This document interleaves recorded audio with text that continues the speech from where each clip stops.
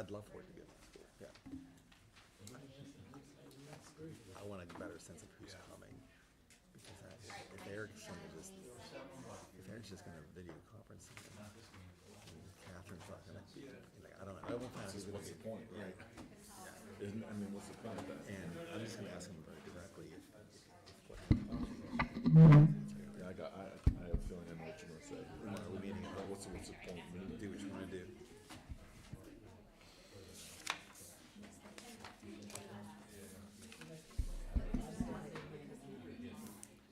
Good morning, everybody, and welcome. It's Monday, January 8th. This is the January meeting of the Charter School Review Board. Let's please stand for the Pledge of Allegiance. I pledge allegiance to the flag of the United States of America and to the republic for which it stands, one nation, under God, indivisible, with liberty and justice for all.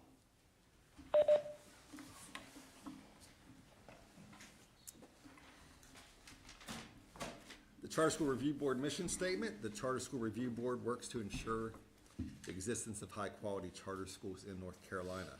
Ethics statement: board members are reminded that it is our duty to avoid conflicts of interest and the appearance of conflicts of interest as we handle the work of the review board.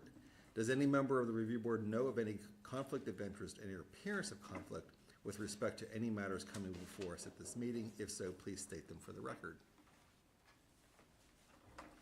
If during the course of the meeting you become aware of an actual or apparent conflict of interest, please bring the matter to the attention of the chair. It'll be then your duty to abstain from participating in discussion on the matter and from voting on the matter. Next up, I think we have our approval of approval of today's agenda. As a reminder, we're just meeting today. We do not have a meeting tomorrow, so try to pack it all in here this morning and this afternoon. Can I get an approval of today's agenda? Mr. Chair, I move that we approve January 8th, 2024's agenda. Thank you. I'll second. You have this approval in a second. Thank you. Any discussion? Hearing none, all in favor, please say aye. Aye. Any nays? All right. Hope everyone had a nice holiday season as well as we come back here for January and hit the ground running in 2024. We also need to approve the agenda or the meeting minutes from December. Those minutes were provided to us prior to today's meeting. Can I get an approval of the minutes from December? I move that we accept the minutes from December. I'll second. Have a motion and a second. Any questions? Comments? Okay, hearing none, all in favor, please say aye. Aye. Any nays? Passed unanimously. With that, we're going to roll right in, and the first order of business today is amendments. Good morning.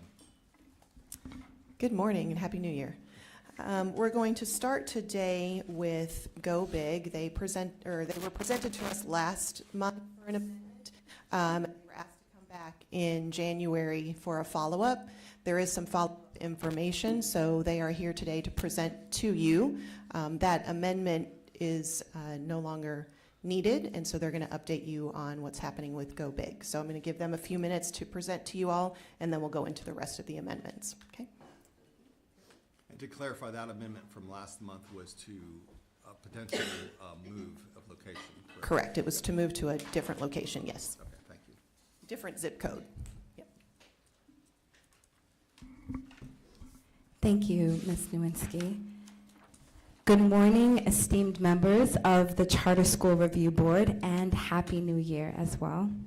My name is Dr. Crystal Pemberton Howe, and I am the chair of the Board of Directors of Great Opportunities and Boundless Innovations for Girls, also known as Go Big.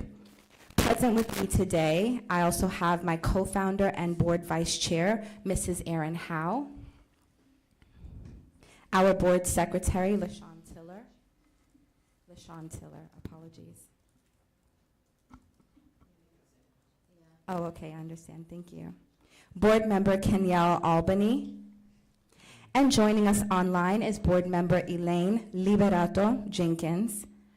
Unable to attend in person today are board member Antonio Jenkins and our board treasurer Manoj Mukherjee. We would like to thank you for your critical and timely feedback regarding our amendment request, and for providing us with the opportunity to address your feedback and provide updates.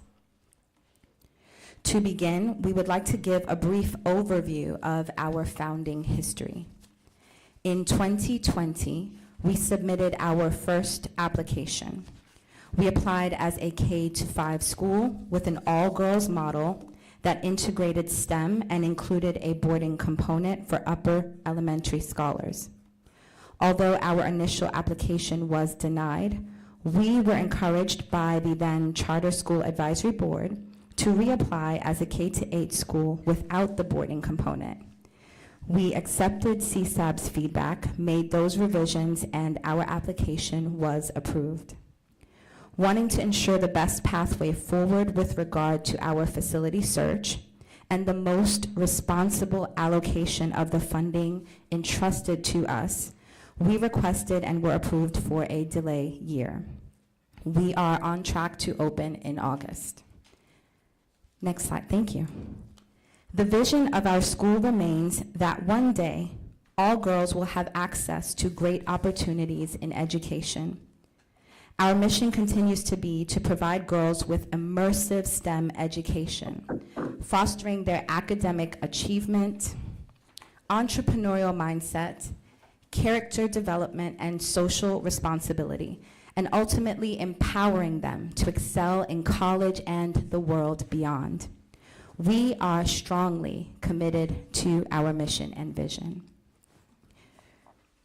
Next, oh, thank you. You were so on it. Thank you so much. We have also remained faithful to the core tenets of our program.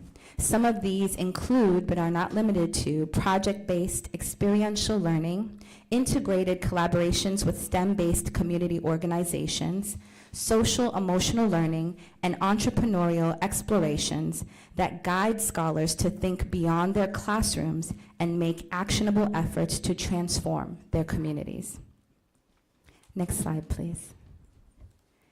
Previously, we requested an amendment to our zip code and initial enrollment size to accommodate the capacity of the facilities at Little Rock AME Zion Church. We had hoped to collaborate with them as they are a strong pillar in the Charlotte community with a history of serving traditionally underserved and underrepresented populations. Moreover, their site provided a potential short and long-term facility solution. However, in the throes of pursuing that opportunity, we received communication regarding a more feasible and favorable option for a facility in our original target zip code. This facility can accommodate our enrollment projections as outlined in our charter application. We have received a proposal from the seller, and we are in the process of negotiating a lease agreement. As a result, at this time, we are no longer requesting amendments to our zip code or enrollment size. Thank you again for your feedback and for the opportunity to stand before you today. And we can maintain this slide. Thank you. Thank you. Thank you. Have you started your enrollment process for 24-25? Yes, sir, we have. How's that going so far? Are you seeing strong demand or? Great question. So between paper methods and digital platforms, our team has done a noteworthy job of growing our interest list. However, we have not yet seen adequate conversions between interest and enrollment achieved among our families. 10 of the couple hundred on our interest list have officially enrolled. Yes, out of the few hundred have officially enrolled. Meeting our enrollment goals is a high priority for our board. As a result, our board, in collaboration with our partners, has funded a contract with a consulting agency that has demonstrated success recruiting families from our target demographic. What is your first year enrollment plan to be? Yes, our first year enrollment will be 300 with a break even at about 280. Questions? What is your grade span going to be on your first year? K through 2. K2 with 300? Yes, sir. And adding a grade a year? That is correct. Where is the, so I'm just looking at the map right now, 28217, pretty big zip code. Where's the new place, the new proposed location compared to where you were hoping it would be? Sure, and for that, I'm going to ask our board member, Kenya Albany, to speak to that. Good morning again. That location is about 5 miles away from the original proposed site.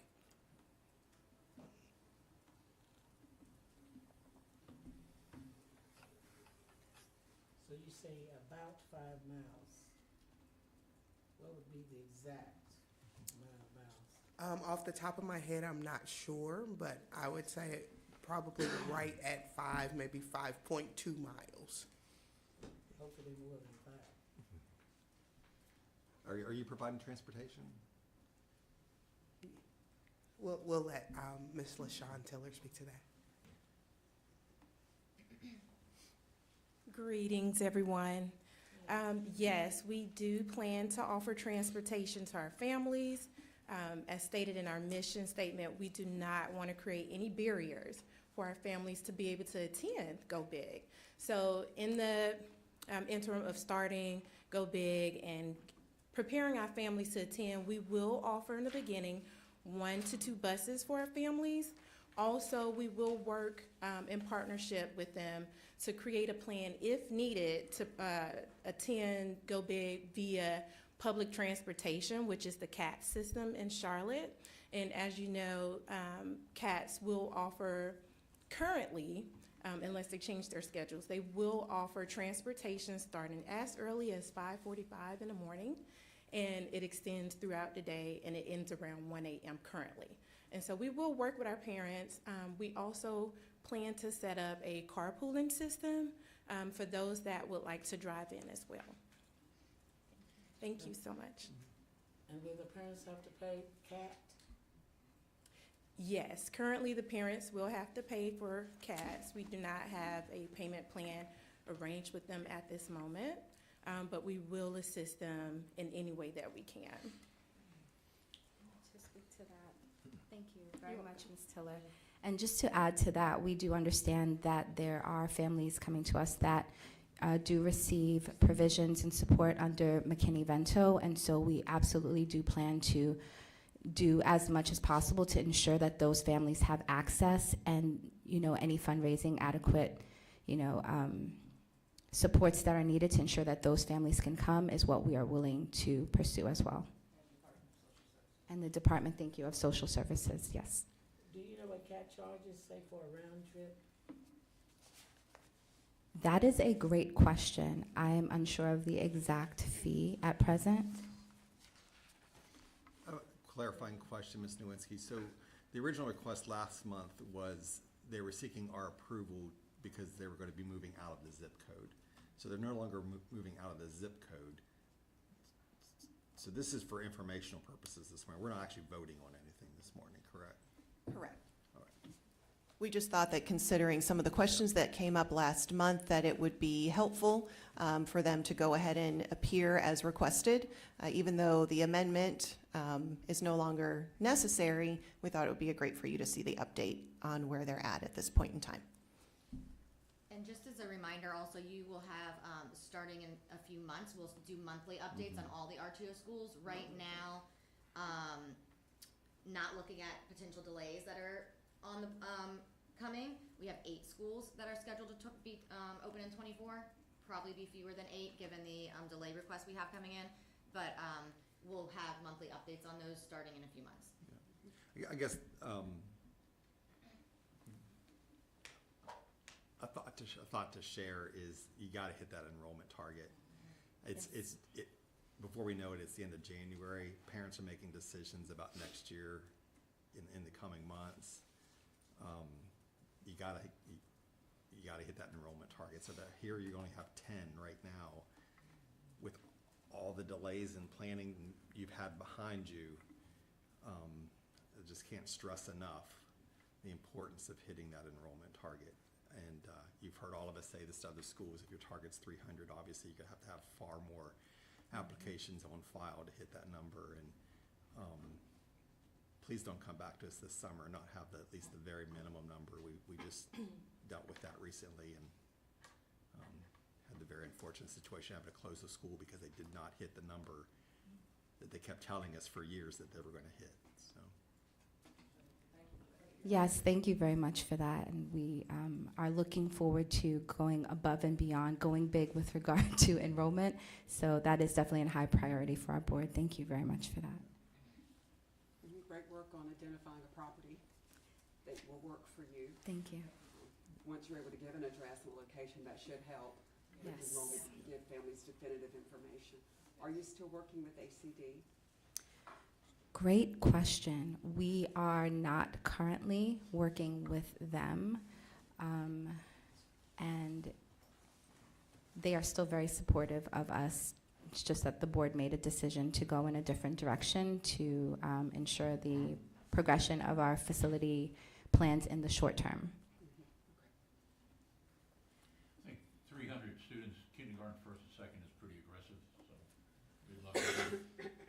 I'm not comfortable with putting a kindergarten girl on a Charlotte Katz bus, so that's gonna be another challenge that you have. I think you need to look at your transportation plan and maybe revise that a little bit. I know I wouldn't put my daughter, or my granddaughter, especially my granddaughter, on a Charlotte Katz bus to go to school, so let's suggest we look at that again. Thank you for that feedback. Yeah, I'm sorry, but gather information about the fees. I mean, it's, $88 I don't know, it's concerning that you don't know what the parents would need to be required to pay at this point, and that's something you should be informed with and equipped with, to know what you're asking of them or expecting, or what will have to be subsidized to help them. It's an important piece of information. Agreed, and I think that's a very strong point and a good push, and so that's something that we, as you said, need to go and make sure that we're combing through that transportation plan down to the fine details to actually ensure that we are aware of what our families will need to do to arrive every day. Other comments or questions? Well, thank you for taking the time to be here this morning in person. We do appreciate that very much. And I just got a lot of work ahead of you, and good luck as you continue in the RTO process. And hopefully the next time you're in front of us, you'll have 600 applications to fill those seats. So, thank you. Mr. Machado, I'll wait for the letter from the Charlotte Area Transportation System now. Thank you.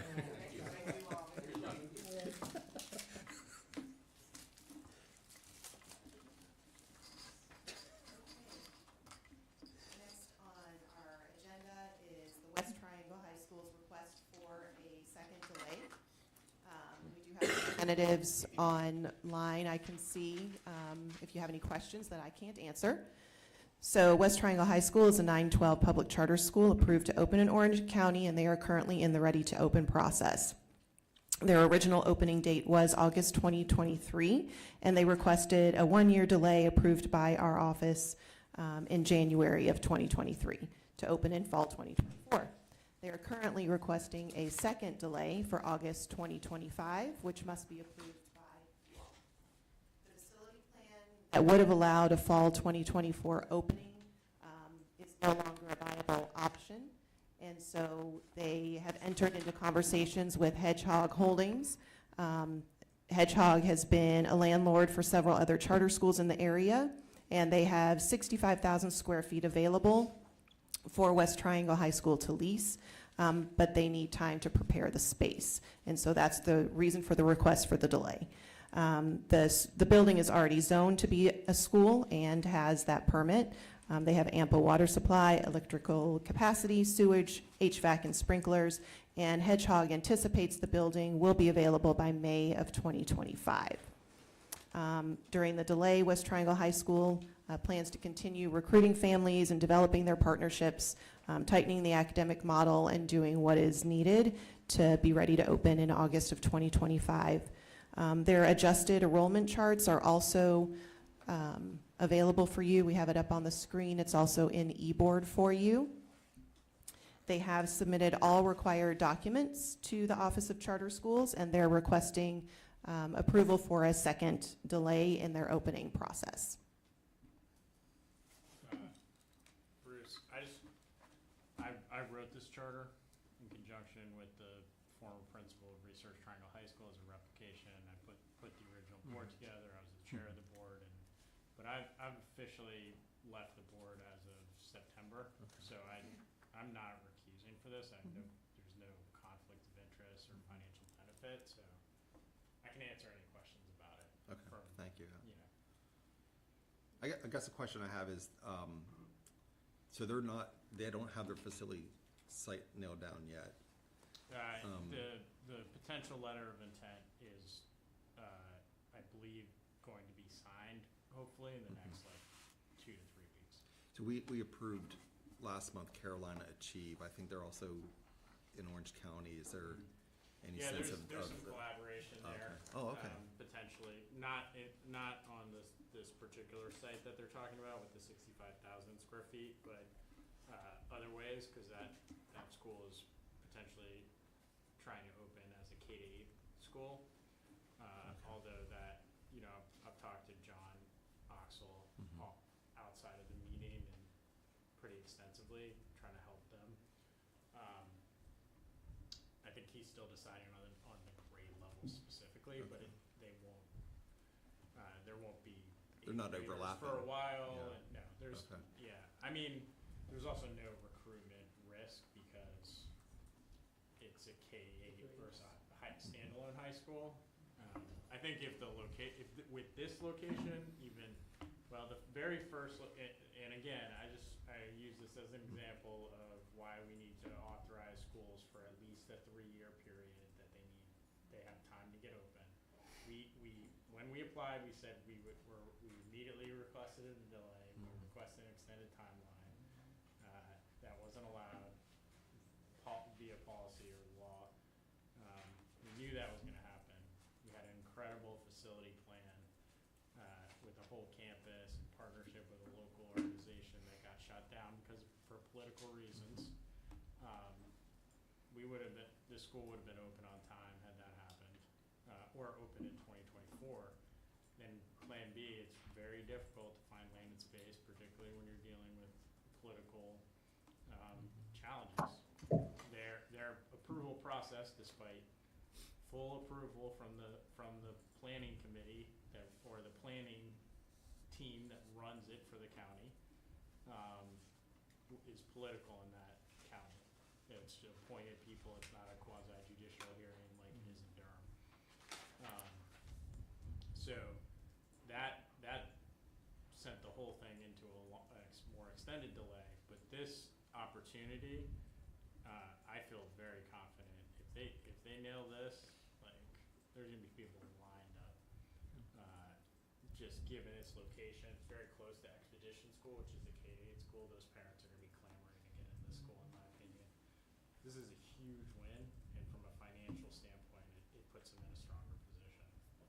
So. And I see Mr. Webb, the executive director, is online as well, so I don't know if you want to add anything to what was said, or feel free to jump in when you need to. Okay, thank you. Yeah, I would just say sharing a location with the Expedition School in that location of downtown Hillsborough it was kind of the ideal vision of where we started with this project. The 85-acre plot of land that was denied for rezoning was just a couple miles away. As Mr. Quigley said, it was supposed to have a spot for a K-8, another 2 youth athletic providers. It was kind of a utopian dream for us, but getting denied set us back, both in time but also in finances. The second plot of land that we found to build on, a 15-acre plot of land in West Mebane, so on the Orange County side of Mebane, took costs skyrocketing. And our bond rate is now 9.25. Our price per square foot on debt service is $40 a square foot per year. And the mill, where we're hoping to be located, kind of came up through an energy between the Expedition Schools Board, who really wants our articulation agreement to work, and our board. It moved quickly. We're down to about $17 a square foot once we get to our full capacity of 64,000 square feet. If you've been to the Expedition School, the rooms are big, the ceilings are tall, these big 8-foot windows. It is a beautiful building, and we'll have much of the same outfitting that they do with a little bit more, especially for labs and maker spaces. We've got a plan for a 2,500 square foot engineering room that we're really excited about. So this kind of fell into place around October, November, and we're very advanced in discussion with them. The affordability is high, the location is excellent, and we feel really excited about it. But Hedgehog, the owners of the building have said, we need more time to get it ready for you. Thank you for that. Any questions for? This school's part of the NC Access program, correct? Yes. Yes, Has any funds been dispersed to the school yet? yes, some of the funding has been dispersed. There's, I believe, a large balance remaining, because it was how big was your award, Joey?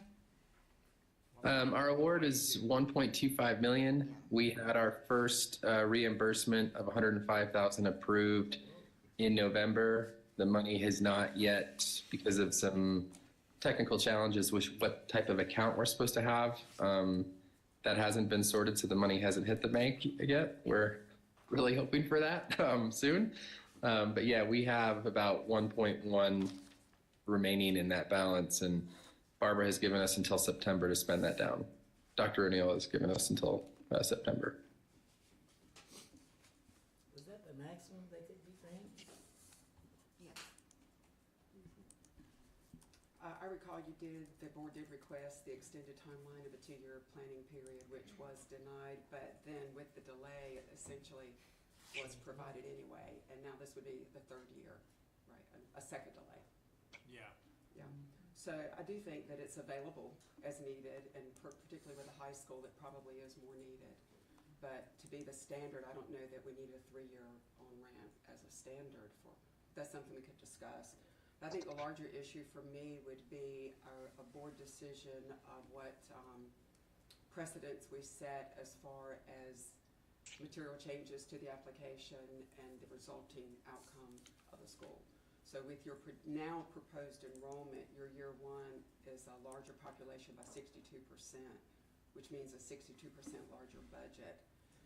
And I think that in the past, that's not been accepted as an amendment because it's a material change to the application, and again, creates a completely different dynamic in school. Grades 9, 10, now grades 9, 10, instead of starting with 9th grade, now it's 9, 10, 62% larger, but so much of that changes, which so much of the details of the application changes. It's not that dissimilar to what we were talking about with Go Big last month, that you end up with a bit of a different school to those numbers. And so I know that might be an unpopular opinion, but we need to know as a board, is this okay? Because you have circumstances outside of your control, and does that make these types of changes okay? And we should move forward. We know the school, we believe what you're saying, the matriculation.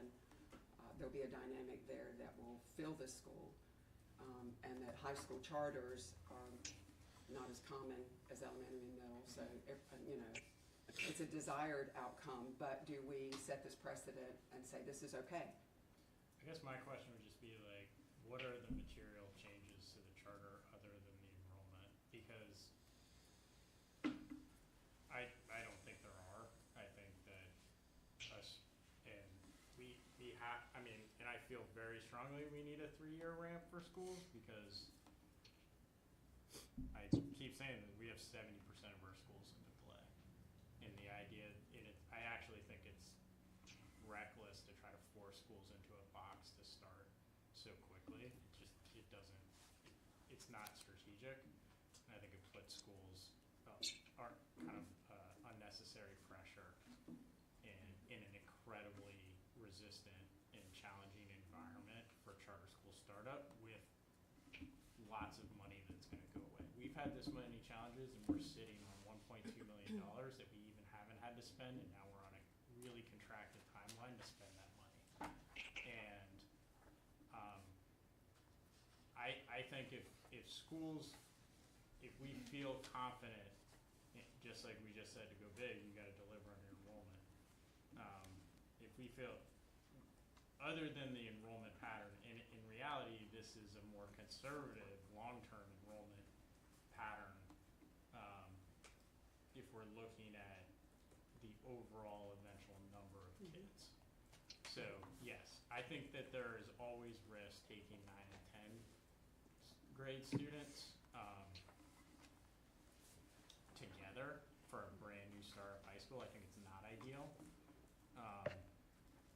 But, yeah, go ahead, Joe. Yeah, I just want to say the impetus for us to open with 10 is because we had hundreds of families show up at Board of County Commissioner meetings to support this project. And we made a commitment to families at the Expedition School, at Alamance. We have had, and even board members on our board have intended to send their kids to our school. So we made promises, we made relationships, commitments to families, and really painted a vision for a school that families really want. And that we're going into a delay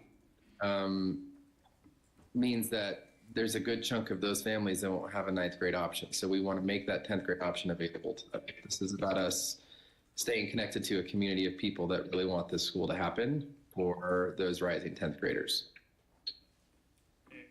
And I agree with the precedent thing, but I actually feel like I would probably say, like, I don't know how consistent we are in applying any type of consistency in terms of things like this. And again, I would just push us to, whether it's over the summer or with the legislature, like, we need a more strategic, this is part of the problem.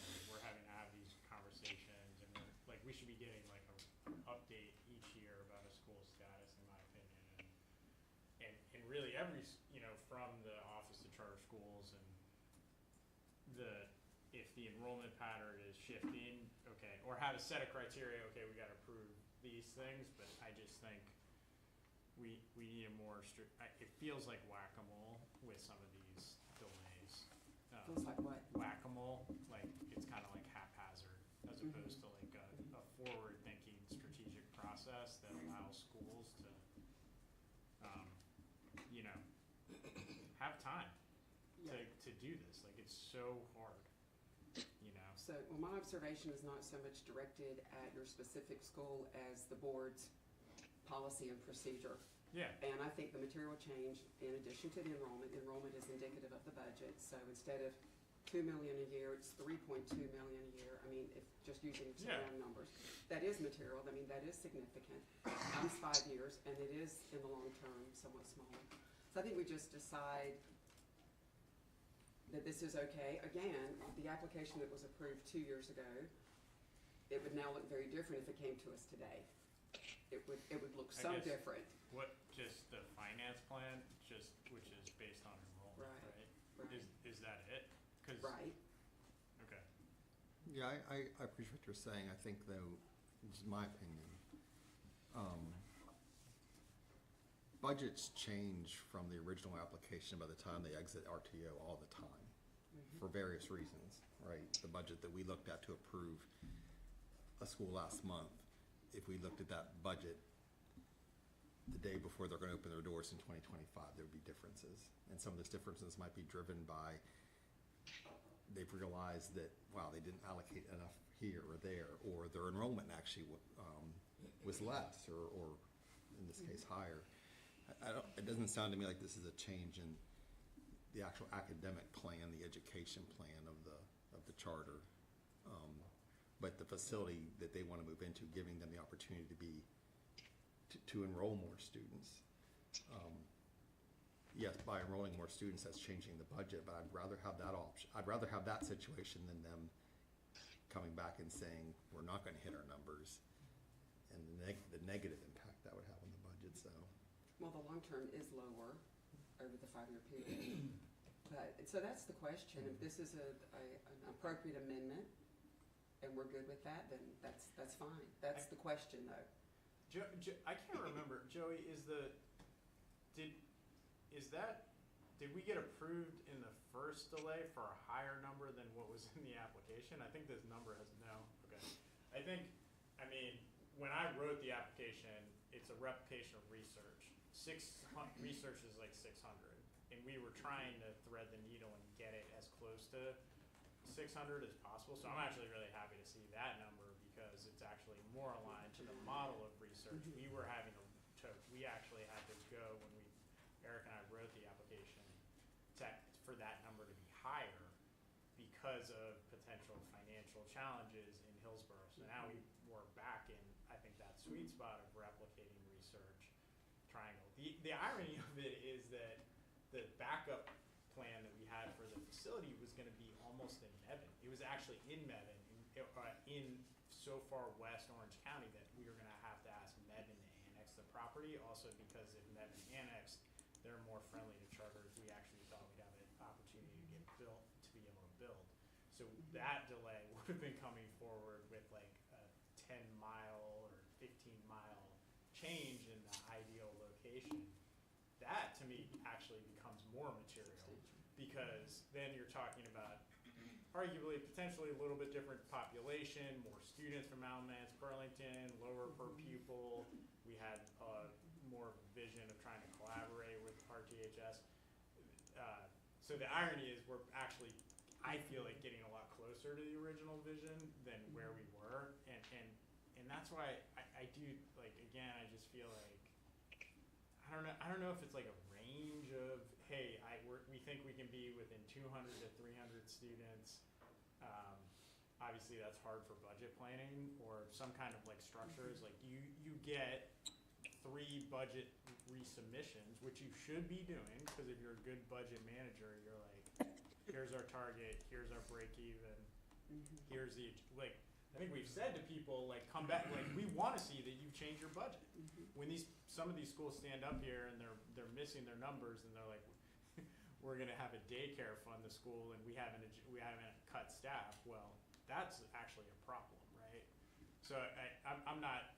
I think I'm just providing some context. Like the irony is like this is actually a way better situation and much more aligned to the original vision for the school. Than what we had, and I think I'm sharing so much about the process because I sat on this side of the table and then went and lived inside the other side of the table, and I was like, oh my gosh, like I learned a lot about when you really have to walk into that. I hadn't opened a school. I'm not like John or Dave who have been through this, and also we don't have as many standalones. Even the original idea was to hold the charter under Research Triangle High School. The problem there was that, you may remember this, the bond covenants ultimately, which we didn't found out that the bond covenants, and we went really hard back at the attorneys and the bond people to allow it, but they wouldn't allow it, which is, you know, like, we didn't know that. How you doing? So, again, I say all that context to say, like, the complexity of what happens during that, I have the charter versus what actually getting open, it's just even, you know, it's like the closer you get to the process, the more you really understand how complex it is, so. It's normal, for a school that's asking for a delay to be able to use its second year, grade span and its enrollment. And according to this chart, they're actually coming in with less students than they would have if they'd stayed in their original. In all due respect to my good friend Alex, I think Joey needs to be answering most of these questions. Sorry. I agree. Sorry. I'll shut Is up. Joey the only board member representative today? I'm the executive director, and we have 2 board members on the call: Susan Swafford, my board chair, and Gary Rogers. Gary Rogers is also a Research Triangle board member, and then Brandon Mitchell, our COO, is also on the call. And really my question, the ultimate thing is directed more to the Office of Charter Schools and the board chair as to what we consider amendments and what are acceptable and appropriate amendments and what become material or substantial changes that fall outside of the parameters of that. I'm good with that. I understand, what Alex has laid out and agree with a lot of that. It's just that, what is our protocol? What is our policy about this? I don't know if we have a policy when I read it, as much as we have to take each school's situation and look at it. Right, but and that we- gets and we- gray, and then another yeah. school comes before us and we hold a tighter line and it looks discriminatory or like it's a problem because we understand one school situation, but maybe we don't fully understand another. And so I just want us to be sure we're consistent and fair to all. So I understand if there's not a policy, we do set precedent by the things that we approve and allow. And so we just need to be mindful of that, and I'm good with that. And there are rules and administrative code just in terms of the ones we have to bring forward for approval from the board, and then those that are, like our office can approve. So like a relocation within 5 miles, like we can do that. Or curriculum changes. And we, the wording in the statutes and in the administrative code are material changes. Of course, that's not, defined in black and white, but we, a lot of times will discuss as a team, like, is this something that's very, like, for example, sometimes people are like, oh, we said something about our calendar, but we need to change it. Well, your calendar is gonna change every year. We understand that, right? You're just gonna have your board approve that. But kind of, we sometimes have to have discussions even in this, in the office in terms of, is this a material change, right? Does this need, and how does it need to be presented to you guys, or does it fall under our authority to grant it? Things like that. But I do think that given the delay situation, and definitely in terms of how we're running RTO now, over the next couple of months, I definitely want to be in, collaboration with you guys to ensure that we don't have any issues like we had last year. It's very, obviously, we have no way to guarantee what a school is telling us is accurate in terms of where they are at and with enrollment or facility or any of these things. But I think, just like the spirit of having Go Big today, I think it's important to have them come before you, different schools, especially those that have been delayed, so you can ask questions, so you guys maybe catch things that we haven't caught in office, and to see where they are, because, and I haven't done I'd like to do an analysis of schools that have delayed, and if they are more or less likely to relinquish, because I have a little bit of a inclination that, I have an inkling that schools that are delaying multiple years are actually not opening. So in one hand, it's like the delay is good because they have that time, they have that runway, but what I've seen happen is that board members start to drop off, the passion, they just kind of get bogged down in the complexity and the difficulty of opening. And so I'm not convinced that actually having a longer runway, I would need some data to for me to have an opinion about that. But I have seen that over time, the delays sometimes add to just trouble with getting open. And Go Big, I would guess that their enrollment concerns right now are based on the fact they don't have a facility. So a parent, is going to have a hard time enrolling a student where they don't even know where the school's located. And we're seeing that more and more, where the schools just they don't get the facility until so late in the game, it impacts the enrollment. I think there could be, I appreciate that. I think there could be some criteria that setting criteria around, if your whole board is different, that's like an automatic, you don't get to bring it, you don't move into your second year. Or you have a leader identified that stood up like Joey and basically presented the application, because he was on the board, we had identified him as the founding principal, he's still there. But if we see transition in all these people who wrote that charter or were at the outset and then left, that could be like, okay, yeah, this is you don't get to keep going. Because if you're not with the management organization to hold consistency, how are we supposed to expect that, we basically you have to go back into the reapplication pool because your whole board has changed or your leader is gone. And I think those are the discretionary decisions that we make. Yeah, but we won't know that until if we do delay. But what I'm saying is the timeline should be extended. or at least give people the option. And this may not make sense, but I think also we have to kind of sometimes use our judgment based on the situation as it appears, not, because sometimes consistency and putting things down in writing locks us also into problems that we don't foresee down the road. True. You know, and so if you move into a facility where you plan on only having room for this many kids, but then all of a sudden this other thing becomes available and you could double your size and you have the interest to do that, I wouldn't want to be the one to say that you can't do that, you know, so. I'd like to- I Or in appreciate this case, we're cutting our consistency. costs in half. Yeah, You I know, appreciate our consistency and things of that it's nature, but going also down. feel like there's gotta be some room for judgment too. Yeah, Right, and things happen out of their control. So I'm gonna try to move us along. I'm gonna go ahead and make a motion that we, I'm ready to make a motion to accept this,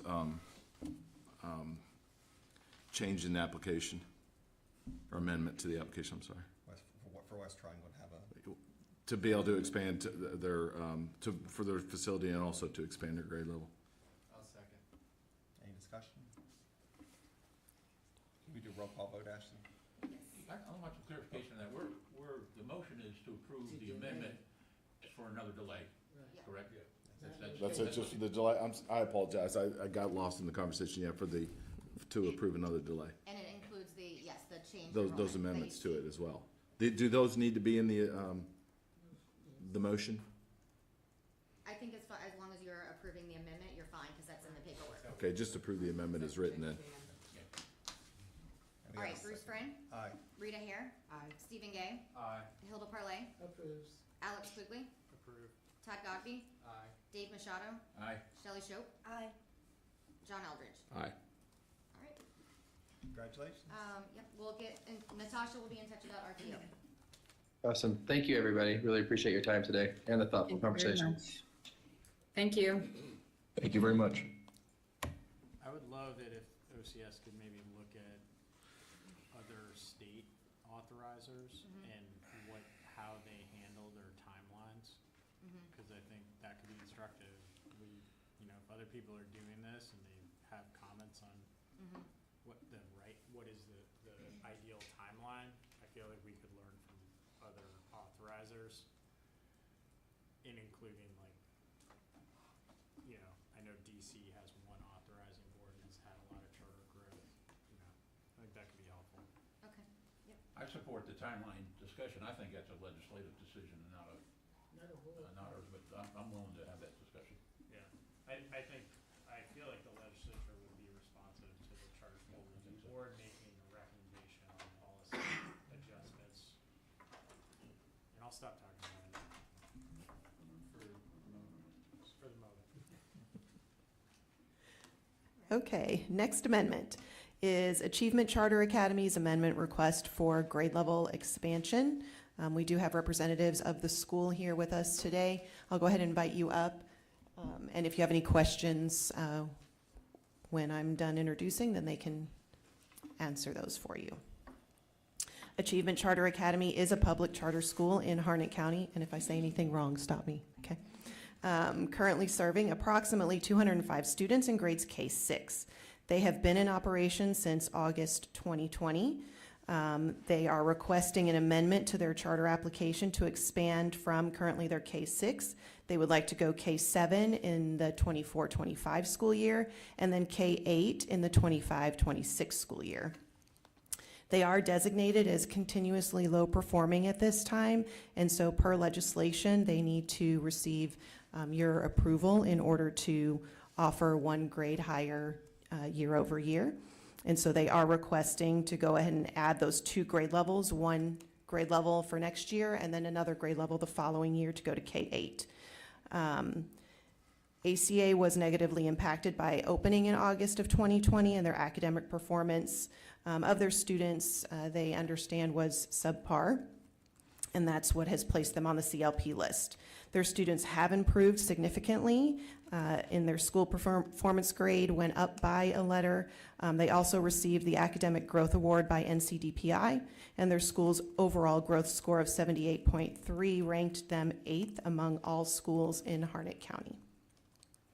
A survey of parents that currently have students enrolled there showed that 99% of the respondents would enroll their student through 8th grade if they were given that opportunity. Additionally, according to Fuquay-Varina's comprehensive growth plan, the area of town that ACA is located in is expected to triple in their current growth trends, as they are predicting. They are an NC Access recipient, and they have increased their minority population from 24% in 2020 to 39% in 2023. They've increased enrollment in their economically disadvantaged students and other areas that you will find in the executive summary. They have shown consistent academic progress and support from parents, showing that ACA is succeeding in their mission, and they believe they are well positioned to continue as a significant educational option for families they serve. Again, there is the relevant enrollment charts listed there for you, and they are requesting, they've submitted all the required documentation and requesting approval for these grade level expansions over the next 2 years. And to clarify, the reason they're before us today is because of the continuing low performing status. If it weren't for that, they're already. Correct. Okay. Correct. That's why they were able to go from K5 to K6 without approval, because they were not listed as CLP at that time. So a question I have for the applicant, you're asking us to approve for you to go one grade higher this next school year and then another after that. Why not just ask for next school year and then see if you get off the continuing low performing list? I think because it's such a low number of students, we're just hoping that we can have the information for the parents to be comfortable in continuing on to 7th grade, rather than them having to change schools for 8th grade, or them think that they will, perceiving they will have to change schools for 8th grade when it's not a traditional time to change schools. And we only have currently 13 students in 6th grade. We're very small. We have combination classrooms. We have one 5th, 6th combination. So we would be looking to, take those students on to 7th grade. Will it be more than those students though too? Will you be actively recruiting? 7th grade, 6 spots for 7th grade would be open to others. Who aren't currently at your school? Mhm. Here's Harnett County Schools. Where are you located exactly in Harnett? We are on 401, just about 3 miles south of the Wake County line. So we're northwest Harnett. So we do pull, it's about 50-50 Wake, Harnett. Well, if that's the case, seems like your projected enrollments should be larger. Well, yes, Pull some of our those current from that facility area. is limiting, so The what is limiting? our current facility is limiting on how much we can grow. So that would be our next, moving forward, what we're gonna do about that. So Leon, your idea is to basically continue the continuum of education you're offering right now without a huge expansion? Yes, correct. Because you're limited space, but also making sure you're doing the right thing for your kids? That's right. All right, so once you get this in place, Ms. Pollar's question would be, in the future, do you see yourself looking at expanding bigger? Or you Yes, we would like to expand. Yeah, there's a big thing about getting it right before you go too big. Yeah, and we have a, secure location, for the foreseeable future. So we may be able to grow a little bit on that property. It's a septic issue, so there's only so much that can be done as far as adding buildings. But the land owner has said they would be open to building something if we were going to extend it much longer. But right now, we were just looking at the first 5 years for that particular property before looking. So looking at your long-term growth or expand, you're setting yourself as we have X amount of students. In that time, you're also gonna see costs are gonna continue to rise. Mm-hmm. Do you see that as a barrier for your future if you don't expand? I do. I think we're going to need to expand, for sure. And we've been, it's been a challenge to do what we've been doing, obviously with COVID and, the fluctuation of why parents came to us in the first place and why they're coming now. And obviously we want to keep our parents. We have 2 charters that are within a 20-minute drive that are K-8. So a lot of our families, about 30% that left the year before we added 6th grade, was because they were taking the siblings with them to a K-8 because their kids were going on to 6th grade. So we were seeking to, help our families and provide what they were looking for. I have two questions. What's your fund balance right now? Currently, for this year projection would be 234,000 at the end of this year. Last year, we used almost all of our surplus. We had low enrollment last year, like 155. Our goal was 184 last year, and we were at 155. So this year, our goal was 209, and we got to 202. So we improved in that arena as well. And my second question is, I'm just looking at the school report cards for Harnett County. You're pretty much right there with the majority of the schools. So just in like an elevator speech, couple sentences, what makes, because I don't know much about achievement, what makes achievement different than Harnett County schools? So our program is based on a philosophy called the Glasser Quality School Model. And so it's very based in social emotional and making sure that we're meeting students' needs, meeting with them where they are. That's one of the reasons we use the multi-age classroom design, because we are most of the time working in small groups and versus, more lecture style of education. We believe that we teach students, not grades. And so we really look at filling those gaps, which has been obviously more of a challenge since COVID.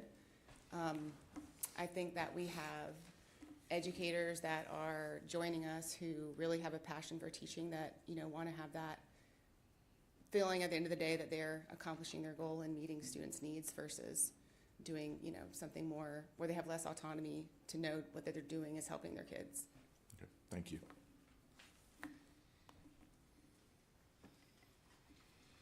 Other questions or comments? Okay. Would anyone like to make a motion? I'll make that motion that we accept, we approve this amendment as presented. Second. We have a motion and a second. Any further questions, discussion? I think this is another example of a school,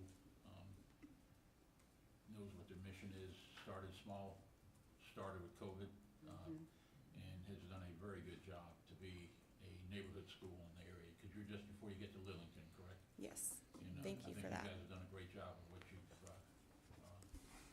been faced with, and I totally support this amendment. Thank you so much. All right, roll call vote, Ashley? Bruce Friend, Aye. Rita Hare. Aye. Stephen Gay, Aye. Hilda Parlay, Approves. Alex Quigley, Aye. Todd Godby, Aye. Dave Machado, Aye. Shelley Shope. Aye. John Eldridge. Aye. All right. Thank you. Thank you very much.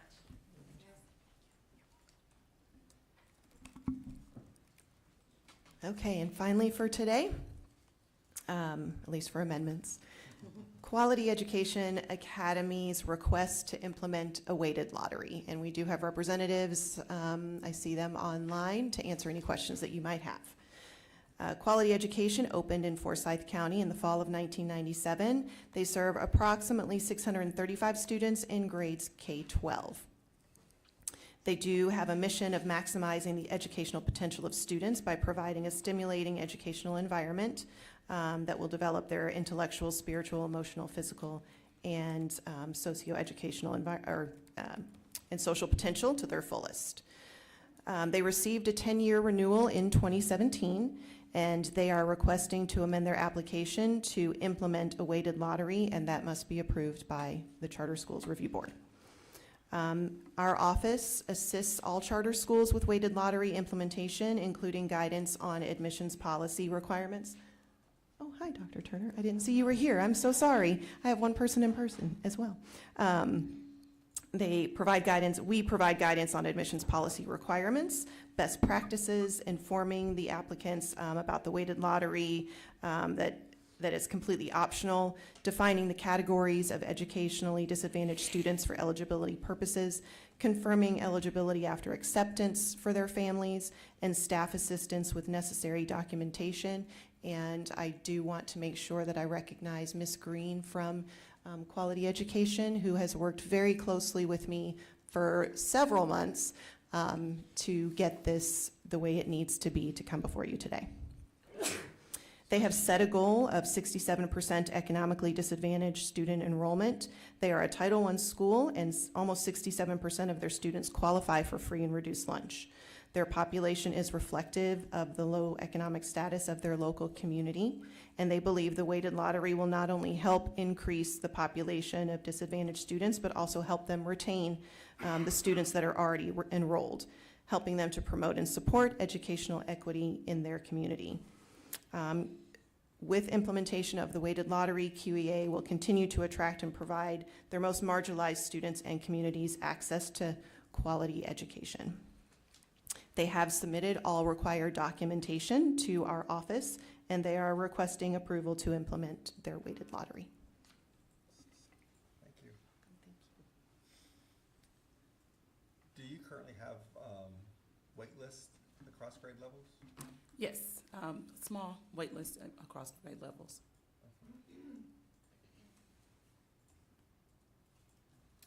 Any questions from Yes, CSRB I members? have a question. You've been a school since 1997. Yes, Is ma'am. there something specific that triggered this desire now to move to a weighted lottery enrollment? It was highly recommended. We were recipients of the NC Access Grant, and so that was part of the strong recommendations by the NC Access Grant. We actually already serve the population that was the goal for the Access Grant. And we really wanted to put it in writing that, we weren't afraid of serving what they call educationally disadvantaged, which is 6 different categories that we already service the majority of our school population already. So we're kind of the poster child for that. So we just did not have a weighted lottery. So that was the impetus for that. I make the motion that we accept this amendment. I'll second. Any discussion? All right, Bruce Friend, Aye. Rita Hare. Aye. Stephen Gay, Aye. Hilda Parlay, Approves. Alex Quigley, Aye. Todd Godby, Aye. Dave Machado, Aye. Shelley Shope, and John Eldridge. Aye. All right, Thank you. Okay, thank let us you. know if you have any questions about the whole process. Yeah. Mercy School. Okay, do you want to take a quick, maybe break before the renewals, the Yeah, let's financials? let them do a reset. So let's take about 5 minutes, just stretch break real quick, not very long.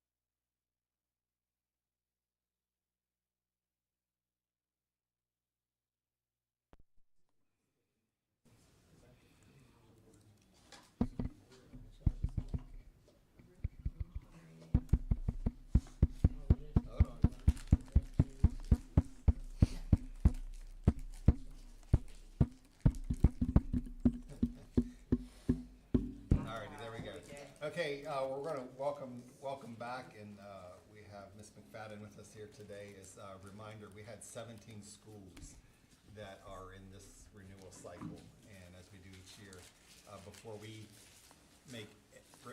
render any decisions on those renewal schools, which is currently slated to happen in February, we get a report, a financial review of the schools that are before us. So, as you know, we've already interviewed and received data and mulled over all that data for these schools, but now we get a better sense of, okay, where they at from a financial compliance. So, Ms. McFadden. Good morning, everyone. Thank you. I did want to start with just a review of what we actually do in school business to help you understand what that financial review consists of and what we're bringing to you when we come before you each year. Each year, we do a financial health assessment for every single charter school. That's all 200 and however many we have now. We go through the financials based on the annual financial reports that they provide to us. So it is done and presented to you in January, February, just because of the timeline that we're up against. We're looking at the current ratio. We look at the number of days cash that the schools have on hand, interested in their ADM variance. Are they dropping? We look for any defaults in loans. We look for excess expenditures over their revenue, unassigned government fund balance, material weaknesses that have been identified by the auditor, a going concern. If the auditors identified that, we will absolutely bring that to your attention. And then any significant audit findings will be brought up as well. Once we've done those reviews, we have the option, if we have concerns about the financial health of an organization, to put a school on non-compliance based on the board policy. We can do cautionary, probationary, or disciplinary. This year, if you want to, I'm not going to go through each one of those school numbers, but the first section of schools there, we did not note any particular issues with their financial statement or analysis. I do want to talk about 4 schools today. 3 of them in that second section there actually represent just concerns that we want to bring to your attention and things that we will follow up with the school directly on. And if they result in any non-compliance, which we're not anticipating for at least 2 of them, the third one would have to look further into, we would bring that to your attention, but they are not non-compliant. These are things that we're just seeing in their financials that are worthy of bringing to your attention. We do believe their board and management would be aware of these things, so hopefully it'll be an easy follow-up with them. And then we have 1 school that we do have to place on non-compliance. I'll go into that one. And the last one, we are not going to review Children's Village Academy based on the discussion last month. DPI is going to wait for them to reissue the financial statement with the loan being recognized in there. Otherwise, the numbers and what we give you today may not be relevant. On the next slide, we'll talk about those. This is the first one, again, not non-compliant, but wanted to bring to your attention that this school, their numbers are reasonably strong, except for the fact that they don't have a lot of revenue. And we did want to speak to them and ask them about how they're planning for the fiscal cliff, as many have coined it. 1.1 million last year was ESSER money out of their 2.7 million in revenue. They're already overspending their revenue the last 2 years.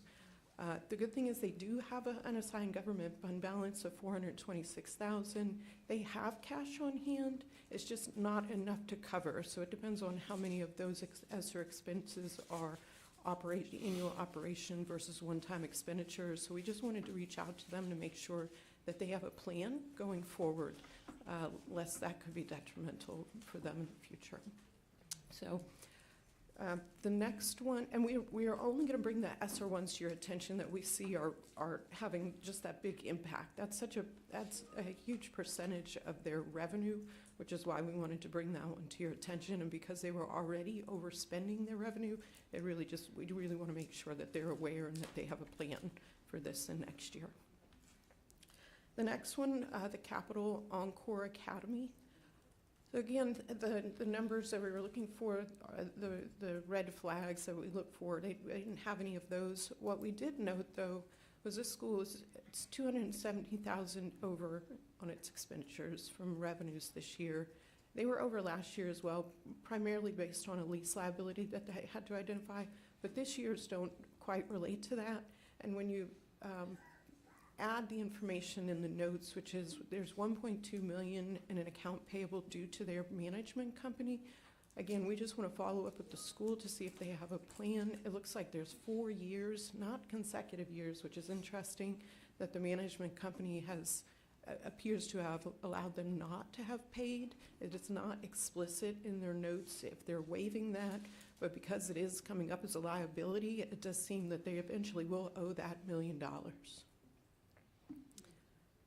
The next one is Community School of Davison. All right, so you can see their numbers are strong here. Their enrollment continues to increase. Our biggest concern with Community School of Davison, and follow-up is needed on all of the related parties. I'm just going to go through all of them because it was significant, and this is coming out of their audit report. The treasurer of the governing board of the school also served as the director of the school through December 31st of 2022. The director was clearly paid a salary. The contracted bookkeeper for the school is the spouse of the board chair. 3 board members are employees of the school. 1 custodian employed by the school is a relative of the director, and it might have been of the then director. The board's acting attorney and advisor is the spouse of the director of the school. The services were provided at no charge through December 31st, 2022. And then the board members of the school are also board members of a related organization that exists to support the school primarily through sports boosters and meals. The board doesn't believe the economic resources received or held by the related organization are significant. I read all those to you because that's a lot of related parties, and I feel like DPI just has needs to do its due diligence to do some follow-up and ask some questions. There may have been some changes in those related parties this year already, based on some transition, I understand, in the director role, but they're those are pretty significant related parties that we want to follow up on. And if there's anything, we would definitely bring that back to you in February if we find anything there. I think, is that it? That's our last slide. Yeah, that's it. Oh, movement, sorry. This is the last one. So interestingly, and the reason movement's coming up today, movement is one of those schools that is, I want to call it a parent-child type situation. So the parent company overall looks good, and that's the initial analysis that we did. But when I did my review, the individual school itself does not look good. So the individual school itself, so we got $309,000 in expenditures over revenue this year. Last year they were over as well, mostly related to a lease obligation, but nonetheless still a second year over expending their revenues. Unassigned government fund balance for 3 years now has been in the negative. That would automatically usually get them into a non-compliance financial situation. And then in the notes, we can see that there's a $250,000 loan due this year. In addition to them already overexpending, these are concerns, and DPI will be placing them on financial disciplinary non-compliance. And that letter will go out today. It did not because of the original assessment being on movement as a whole. But over the years, what I've noticed, just to make the point that in the past, we would get these schools and you could not break them down into each individual school. It would be just the consolidated that was being presented.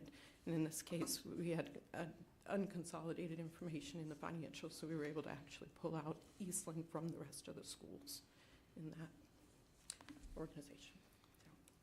So, Ms. McFadden, typically you sort of think of a progression of noncompliance, that it would cautionary, probationary, disciplinary, but this one is immediately disciplinary. Because Was there ever a prior status? they have not been on non-compliance before. This would be their first time being on non-compliance for their finances.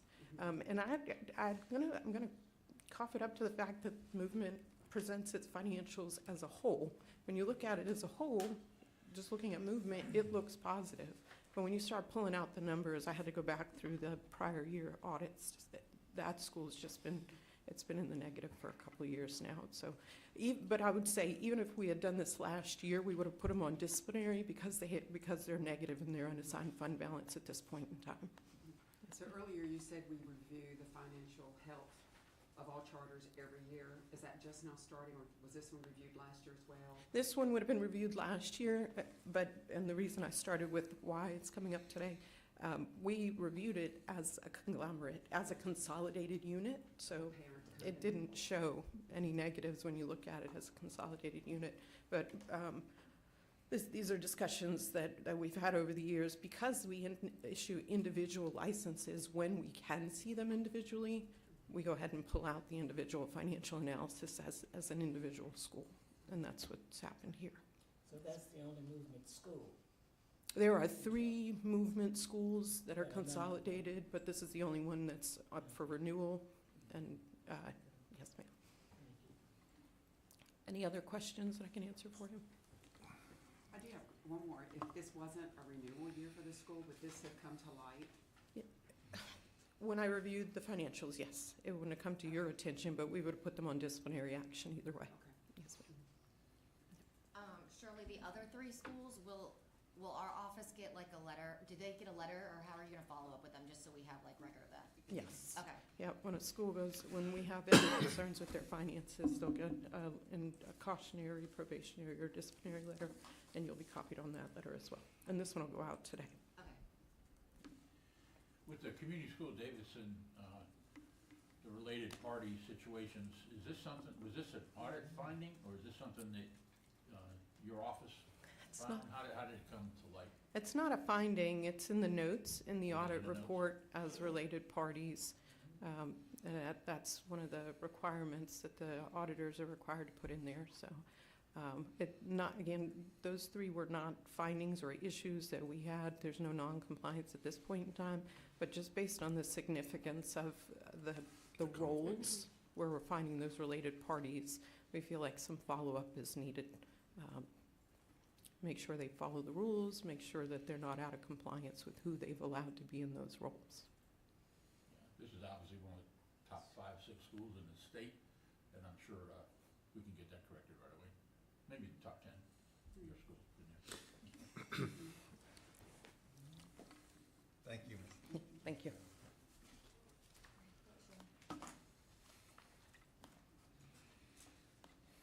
Ms. Cook, welcome.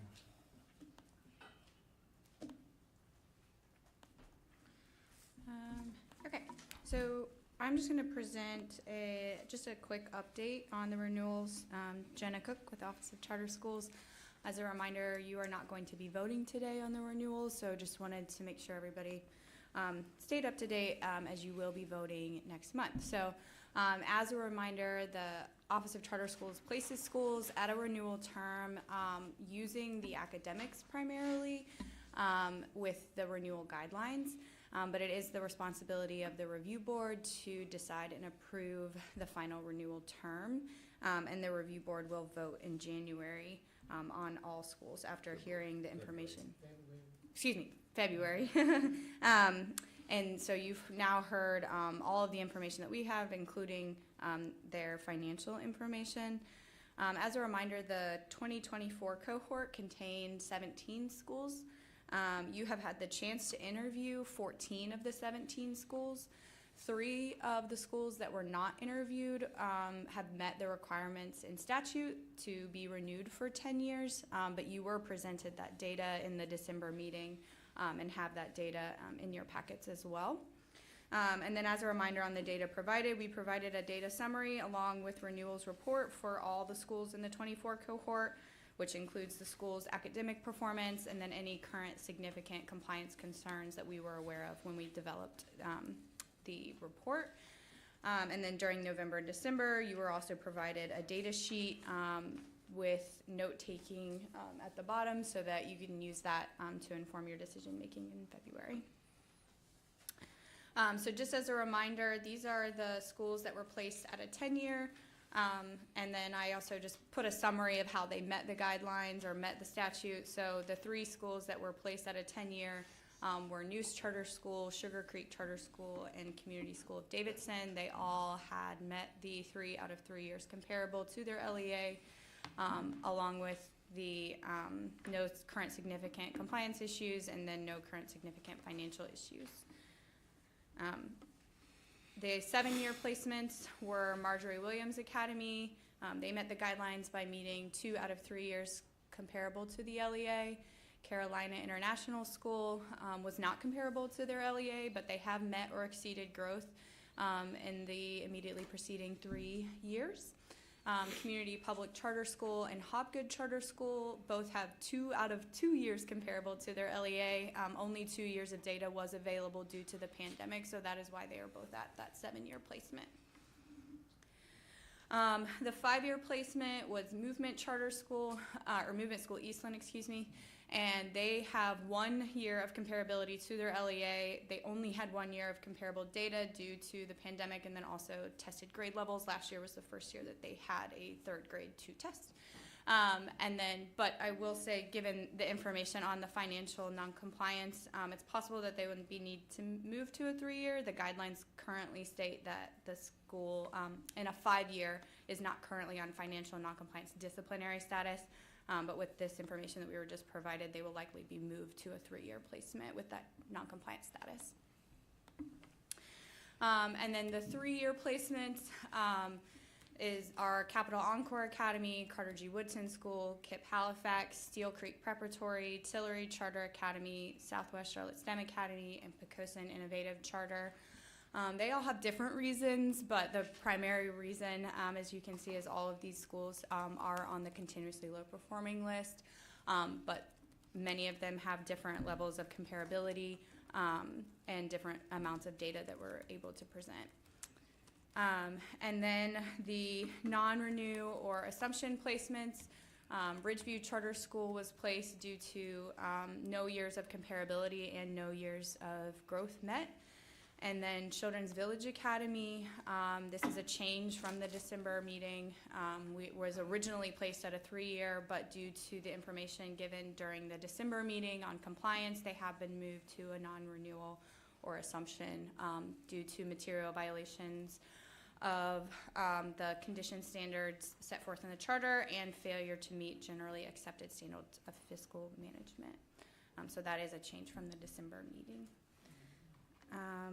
So just as a reminder, for the February voting, you all will use the data and materials provided to vote on each school's renewal term using the renewal guidelines as a basis.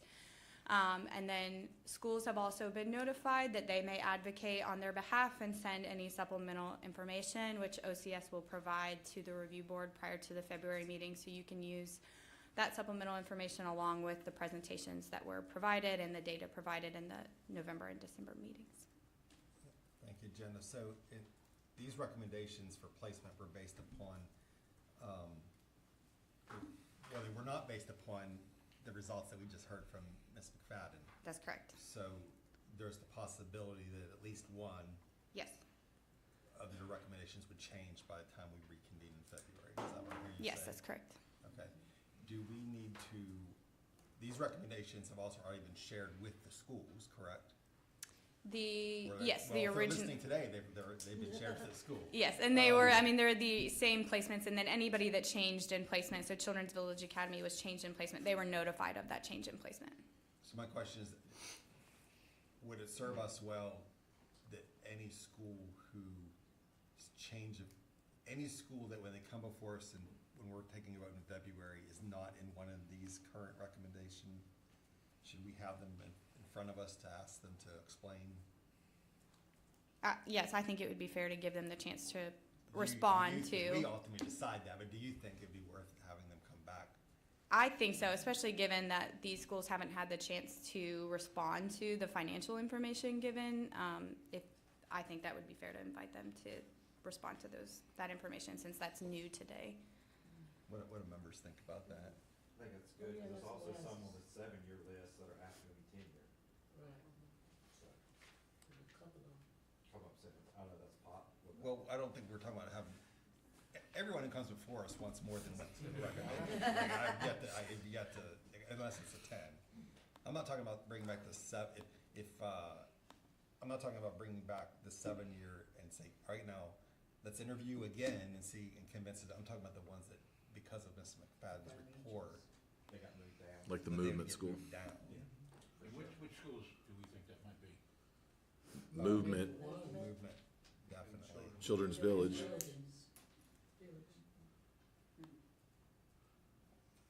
That's 2. Would movement fall into that category? So the guidelines state that movement, well, according, what Ms. McFadden said was that movement is going to be placed on financial noncompliance disciplinary status, and that would place movement at a 3-year instead of the 5-year where we originally placed them. That'd be another one to be invited back. Just 2. Just those 2.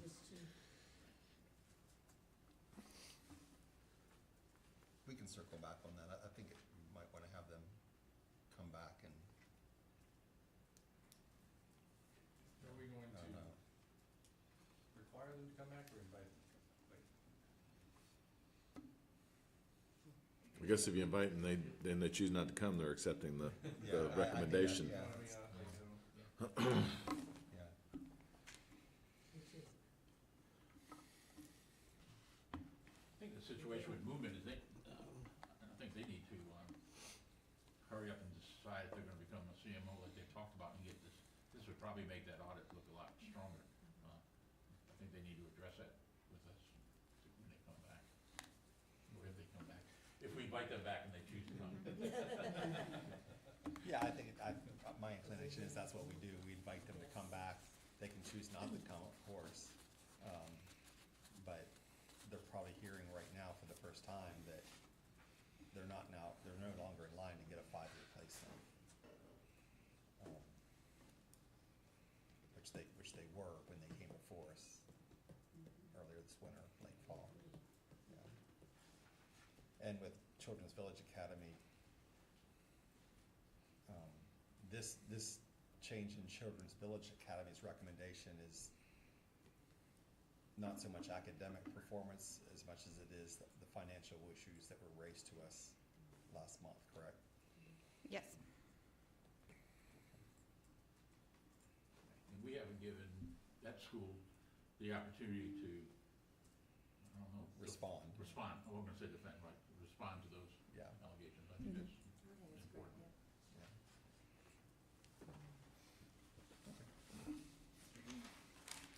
Thank you.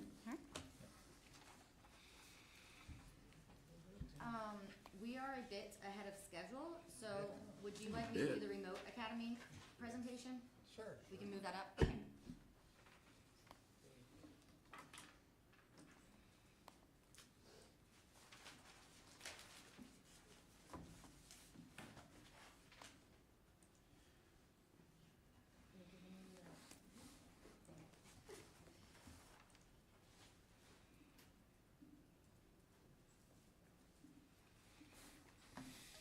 Okay, let me get my presentation.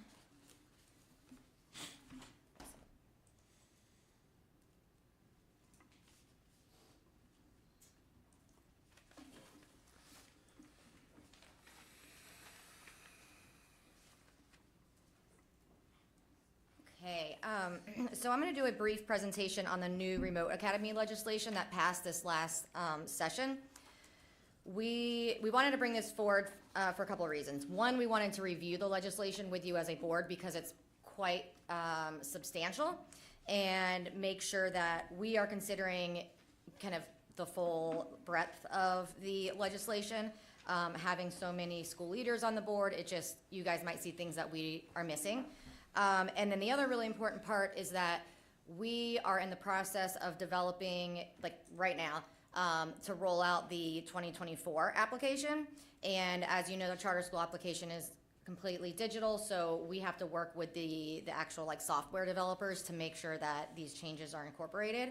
And so we wanted you to be able to see this and make sure kind of we have that all in a line before that rolls out in a few weeks.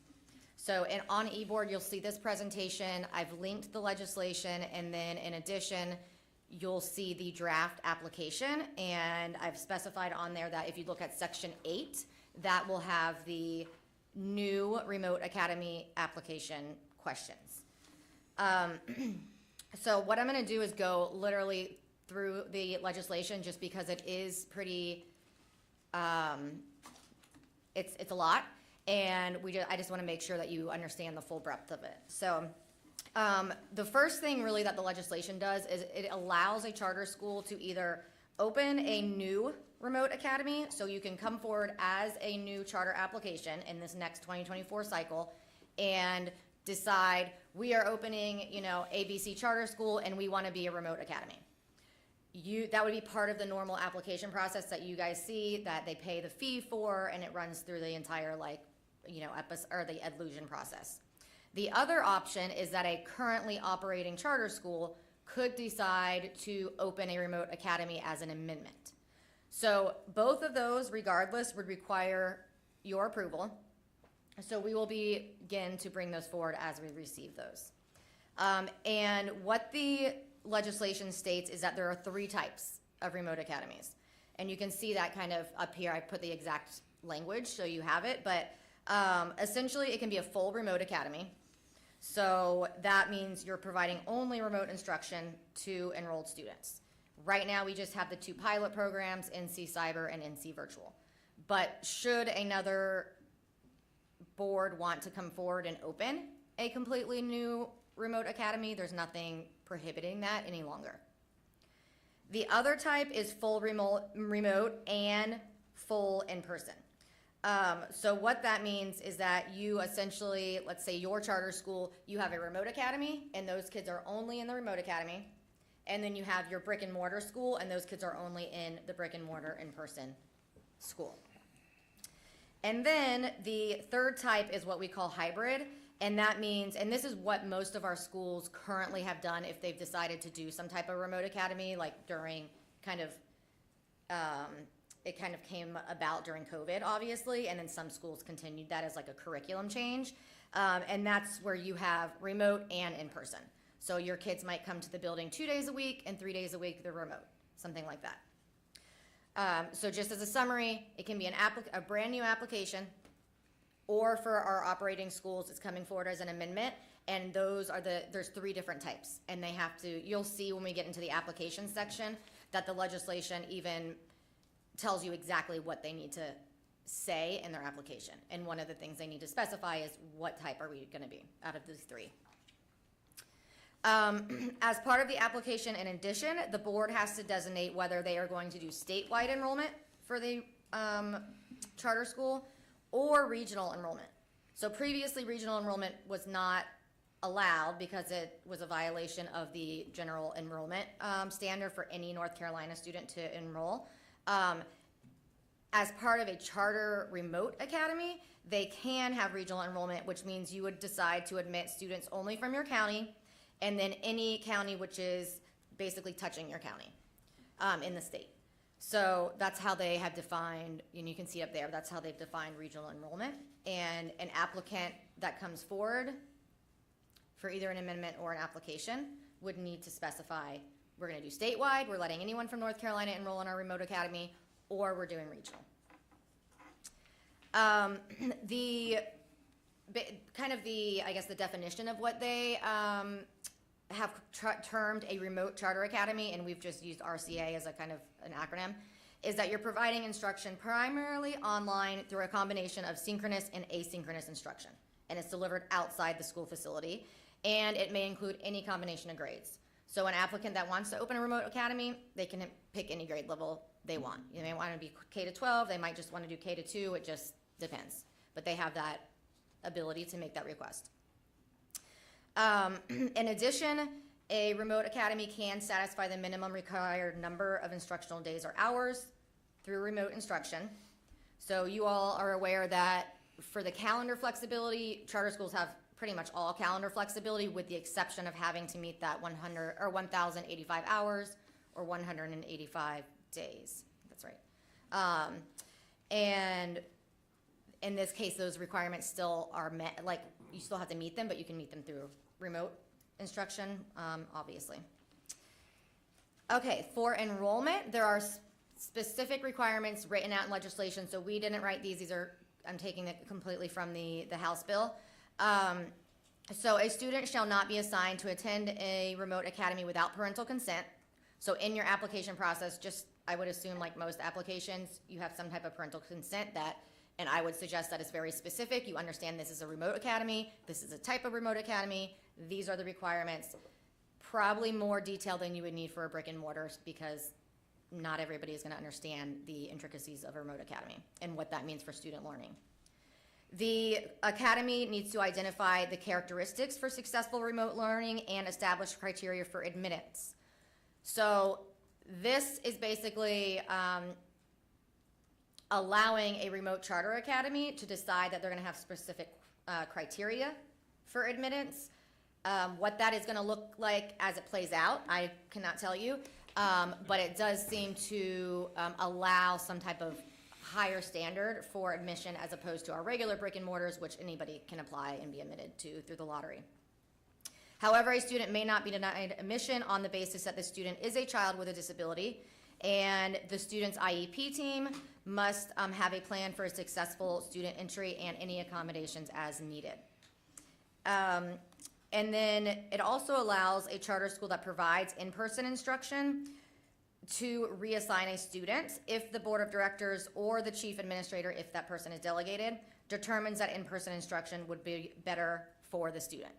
So if you are a hybrid model or a remote and in-person model, and you decide this child is just remote, you know, education's not working, which we all know through COVID, it didn't work for every student. You have either the principal or the board would have the right to say, we are reassigning you to in-person instruction. If you're full-time, if you're just 100% remote academy, like NC Virtual or Cyber, obviously that's not a possibility. But for those that will be a mix, you would have that ability. So except for the things that are included in this exact legislation, which I'm reviewing now, all of the other requirements of the Charter School Act 14A, a school is required to meet those. So, you know, all of our operational things, conflict of interest, health and safety standards, all those things that would apply to, you know, any charter school are still applicable. This is pretty, I think for any of the schools that may be considering a remote charter academy, especially those that would want to do a full, like, statewide, fully remote school, the legislation specifies exactly what must be provided to all the students. So I'm not going to read it verbatim, but you can see up here it has to include all hardware and software, has to be provided to the students, access to a learning management platform, access to the internet, so the school would need to make sure that the students, they're providing internet access, technical support that's available during instructional hours, and for any children that need it, adaptive or assistive devices.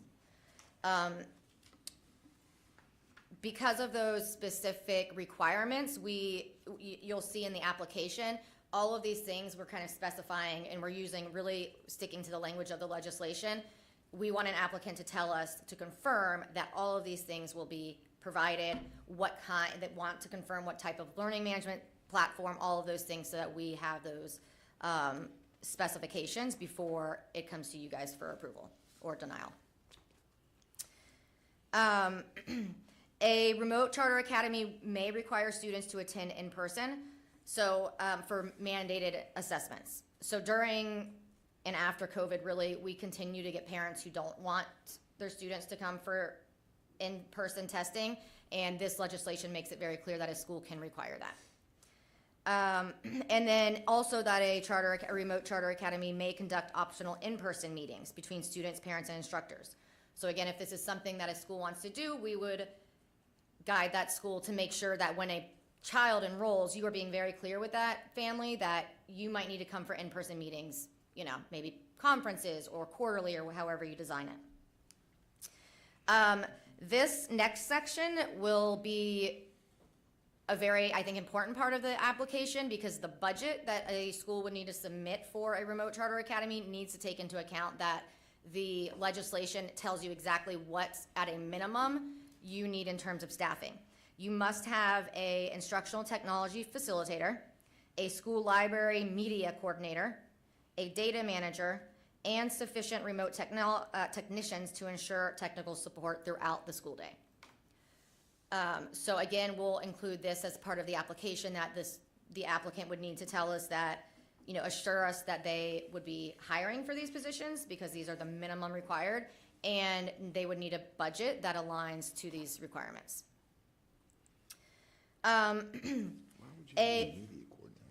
A nonprofit shall submit a plan, and this would be whether it's new, which you'll see in the charter school application draft, which we posted on eBoard, or the amendment. We're going to work on the amendment process once we get the application started, but it will probably mirror very closely what we have in the application. And it needs to tell us what the enrollment area is, so statewide, regional, the range of grades, the method by which the remote charter academy will monitor compliance, and they have a list of specific things, but in general, all compliance, especially, of course, how do you know that the child is online? How do you, enrollment, all of those things. And then you need to also explain the hardware, software, and learning management platforms that will be used. And the measures used to ensure that there's both synchronous and asynchronous work that support the mastery of student achievement goals.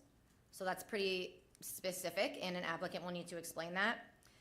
In addition, there needs to be a plan for professional development that will be provided to teachers related specifically to the pedagogy of remote instruction. The identified characteristics of a successful remote learning and criteria for admission. And then any school nutrition or transportation services that will be provided. And that would, of course, depend on what kind of remote academy you have. So that's kind of in the legislation, that's kind of setting out the specifics for what an applicant needs to bring forward to you for approval, and what we will help them kind of, get in an orderly fashion to you so you can review it.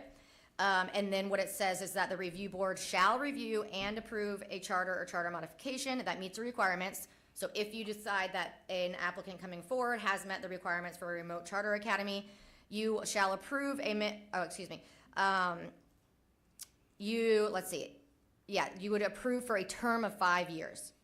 So this is a little different than what we've seen in a lot of legislation in terms of they are telling you exactly what the renewal term will be.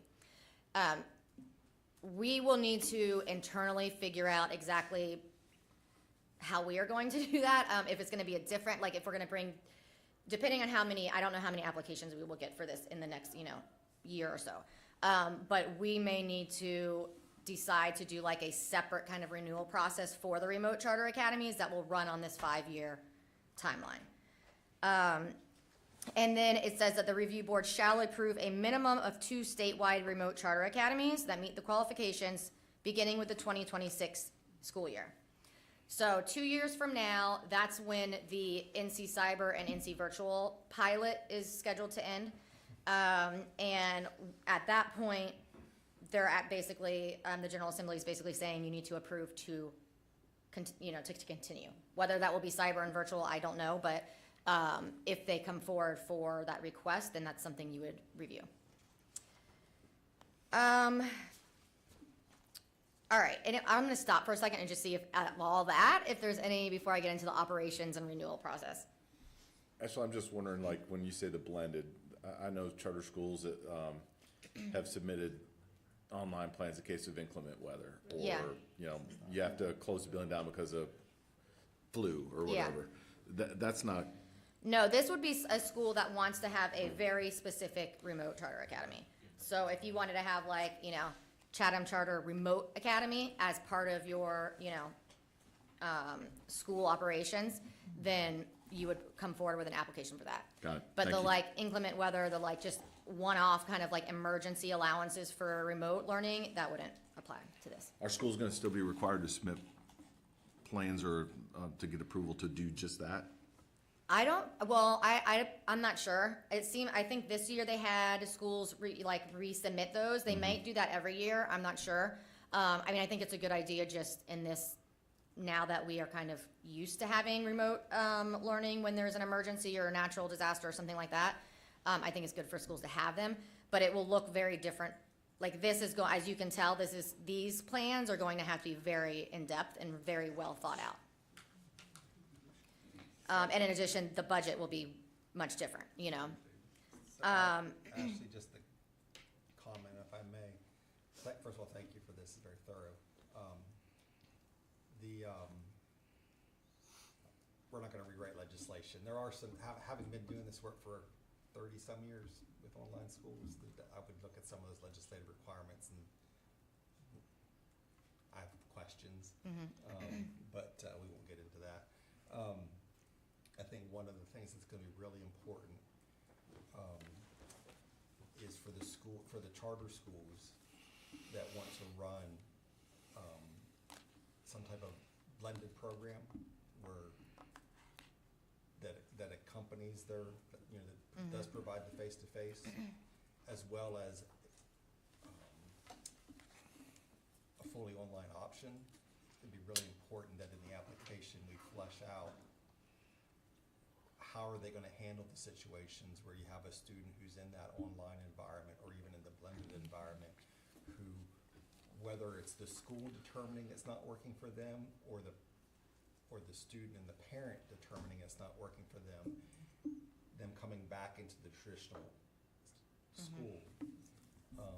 It's a really slippery slope because, and I'll just say I run a blended academy right now. And the first year, what I learned is with a school that had over a 1,500 student waiting list, parents would sign up for blended as a way to circumvent.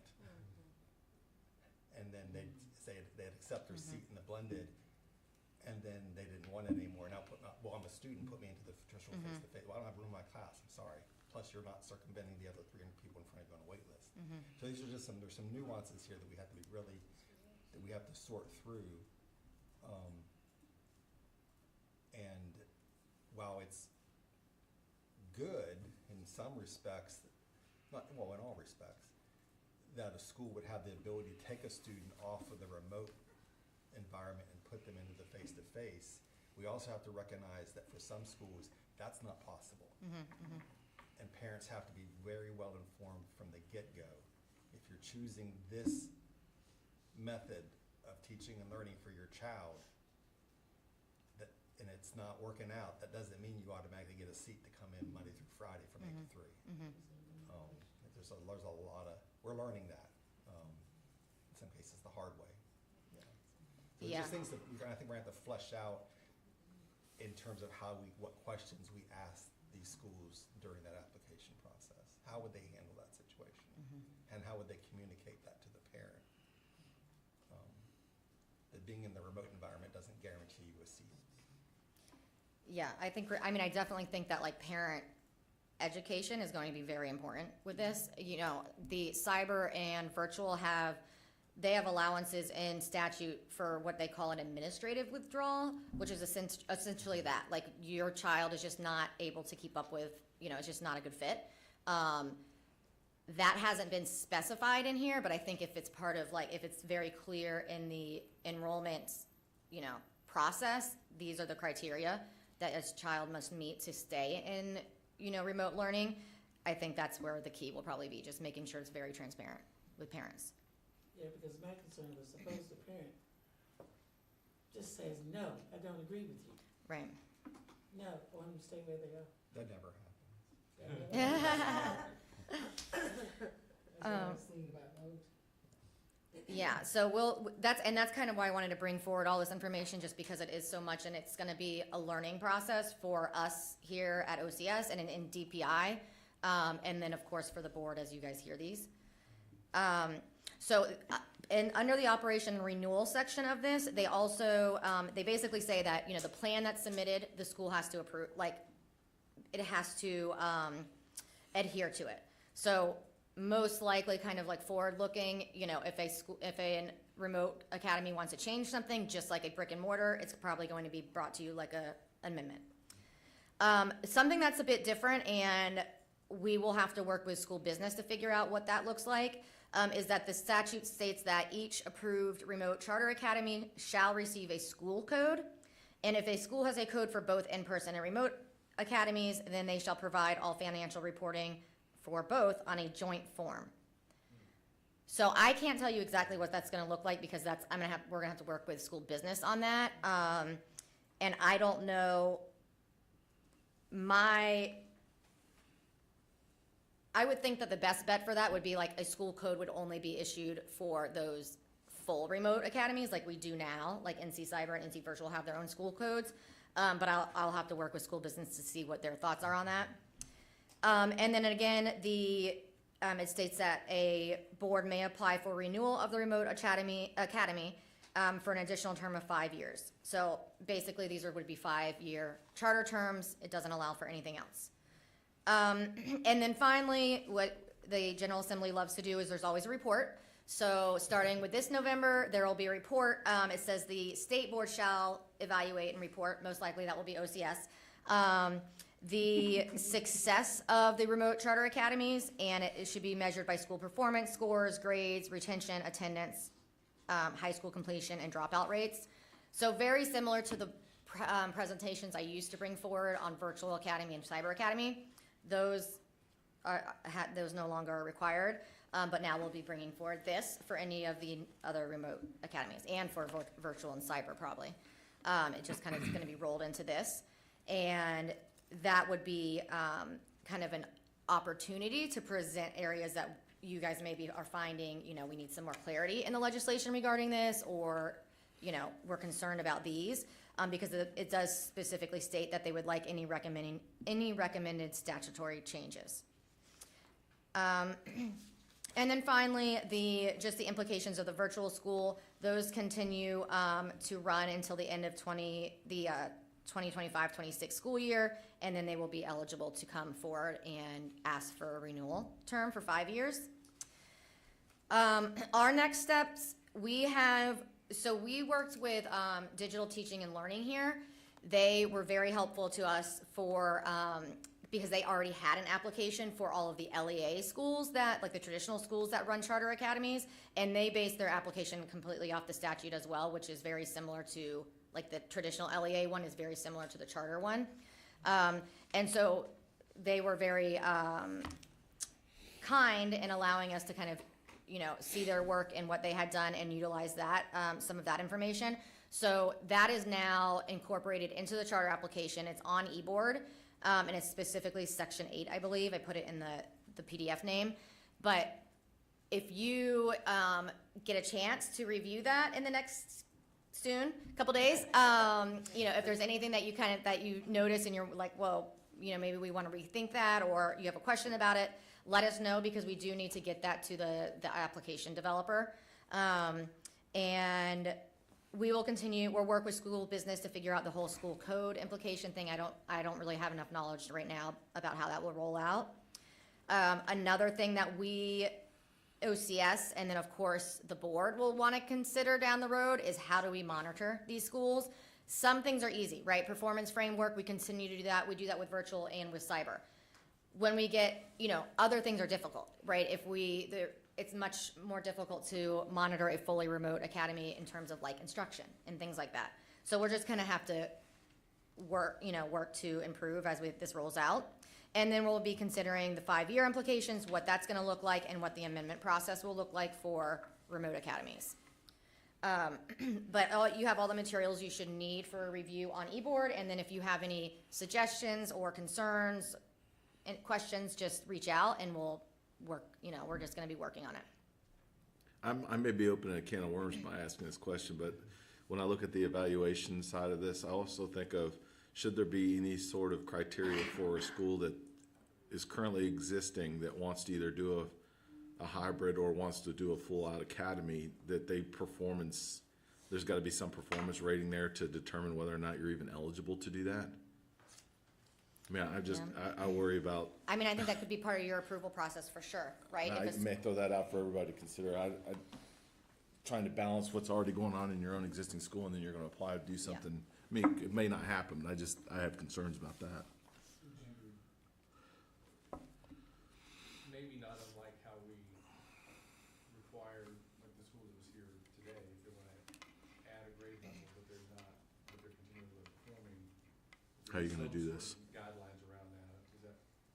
Yeah, what's your, Yeah. what's your bandwidth, what's your Mhm. ability to, Right. if you haven't cracked the secret code to be successful in your brick and mortar environment, Right. now you're asking to run a remote environment, you know. A question what about the charter schools that already have the blended model that are running a remote academy where students are, you know, are our students but coming in 1-2 days a week, and have been authorized to do so, or selfishly, are we going to have to reapply? That's a good question. I think that we probably will have to have some type of amendment process for those schools, given those will now fall under this legislation. We want to do it completely, like our operating schools, we want to do completely separate, obviously, from the new applications, which have much higher, standards and have to pay this $1,000 fee and all of those things. But there will be, I think, at least for like our, internal documentation and records, like some way of making sure that we know exactly which schools have, we have that information through our requests that have gone through previously. Am I 100% confident that there might be a school that doing some type of remote learning and they haven't come to us for approval? That could be a possibility, right? So I think there's just gonna be also us pushing out information and educating the charter schools about this is the new legislation, this is what is required for a remote academy, right? This is different than if you have a day or two here and there for emergencies or, a COVID outbreak or whatever. I think that'll be something we have to do. Yeah, that's pretty key, because schools that are already operating a blended model are enrolling for next year. Right, yes, yeah. Yeah. Do you know one? And I might know one, and Yeah. making decisions about how much space is needed and all of that. Yeah. I guess the other, just for what it's worth, what I've often found in other states is that if it's just you have your brick and mortar, but you offer a blended option for students, right? That's typically not a separate school code. Yeah. But if you're offering your brick and mortar, but you have a fully online, yes, it's under the same name, but that's not uncommon for it to be actually a separate school code. Okay. Many public school districts actually treat that as just another school in the district, albeit happens to be fully online. Yeah, I think that makes sense. And with the way the legislation broke down 3 types of school, you'd have the full remote, they would have their code. You'd have the full remote and full in person, and that's probably when you would have 2 different codes. And in the hybrid, you would have just the one. It helps with aggregating student performance data too, just. Yeah. Yeah. Ashley, do you feel like that November 15th reporting date is realistic? I know that we had it, the annual report was changed from November 15th Yeah. to the end of the year because you don't get the data till September. Is that something that maybe you need some help on moving? I think that might be, what I kind of envision now is that first report is not going to be very substantive anyways, because there's not a lot, we don't have many remote academies. And possibly requesting in that first report that they change yeah, that's a good point. Because they don't usually certify the data until October, and then you don't have time to present it before the deadline. Reach out. Yeah. Thank you. Okay. All right, where are we on the? Oh, okay, lunch is being delivered as we speak, so. Okay. Okay, great, as we speak. I can share a couple updates from work and the conversations we've been having with the state board. It's going to go back to the renewal process. As you know, we have the guidelines that we've been utilizing as we're assessing these schools and which bucket they fall into or non-renewal. We were presented information last week from the State Board of Ed that they have some recommendations for us to potentially change those renewal guidelines. I think they'd even like to see this become more than just guidelines, but policy. They sent John and I last week what I'll refer to it as a red line version of the existing renewal policy and all the guidelines. I'm gonna send this to you so everyone has the same thing that we're seeing. Just as a reminder with the CSRB and the new legislation, for this to become policy, it really needs to go through us as a recommendation to the state board for them to vote on. But nevertheless, they've sent us their ideas on how they feel we could potentially improve the guidelines, maybe greater clarity in language, and they have different ideas for what particularly the area on comparability data, for example, in these guidelines. And they presented they presented this at the state board last week, that they have some different ideas on how we should define that comparability data. This is not ready for us, these red line guidelines for us to vote on at this time, or to say, yeah, we like these. What we need is time to go through these collectively. So what I'm gonna do is after today's meeting is send you their suggestions to us for changing these guidelines. I would appreciate if you could carve out some time and go through them, send me thoughts, questions, concerns, or hey, that looks great. Any ideas you have on what they're proposing. We do plan to circle back with representatives from the state board to say, okay, now let's flush through these, let's hash through these and see if there's a place where we might land to, obviously anytime someone has an idea for how we might improve and do better to ensure high quality charter schools, we wanna listen. But for these to actually be enacted, we would have to do due diligence to review them and then come back to the state board with a recommendation as to what changes to be made. So look for that homework assignment here later today. I have a question, Shira. I listened to that presentation from the state board, and I also read some articles about it, and there was an insinuation or just something that said that the review board had been consulted or had talked about it. Can you tell us what kind of input you and John or anybody on this review board had before the state board meeting? Because they certainly are implying that we had some sort of visibility to it. Yeah, in conversations with members of the state board, we knew that they had some ideas on how they thought we could maybe button up, for the lack of a better word, the renewal guidelines, and had been told that they'd be forthcoming. I've been hearing that for several weeks, that they'd be forthcoming. But anything that's in red here that was presented to the state board, I know myself, I know I can speak for John. I had no input on anything in the red line. We actually received these at around 6:30 Friday night before the holiday weekend, and then we had them call Tuesday morning and saw them for the first time. On the 26th, that is, of Which is the December. day before the state board. So to answer your question, no, did not provide any input other than knowing that we were anxiously awaiting to receive what the ideas were that we now have in our hand. Yeah. I think Ashley's team is in the same situation. I don't want to speak for them. Yeah, we have, so I had met with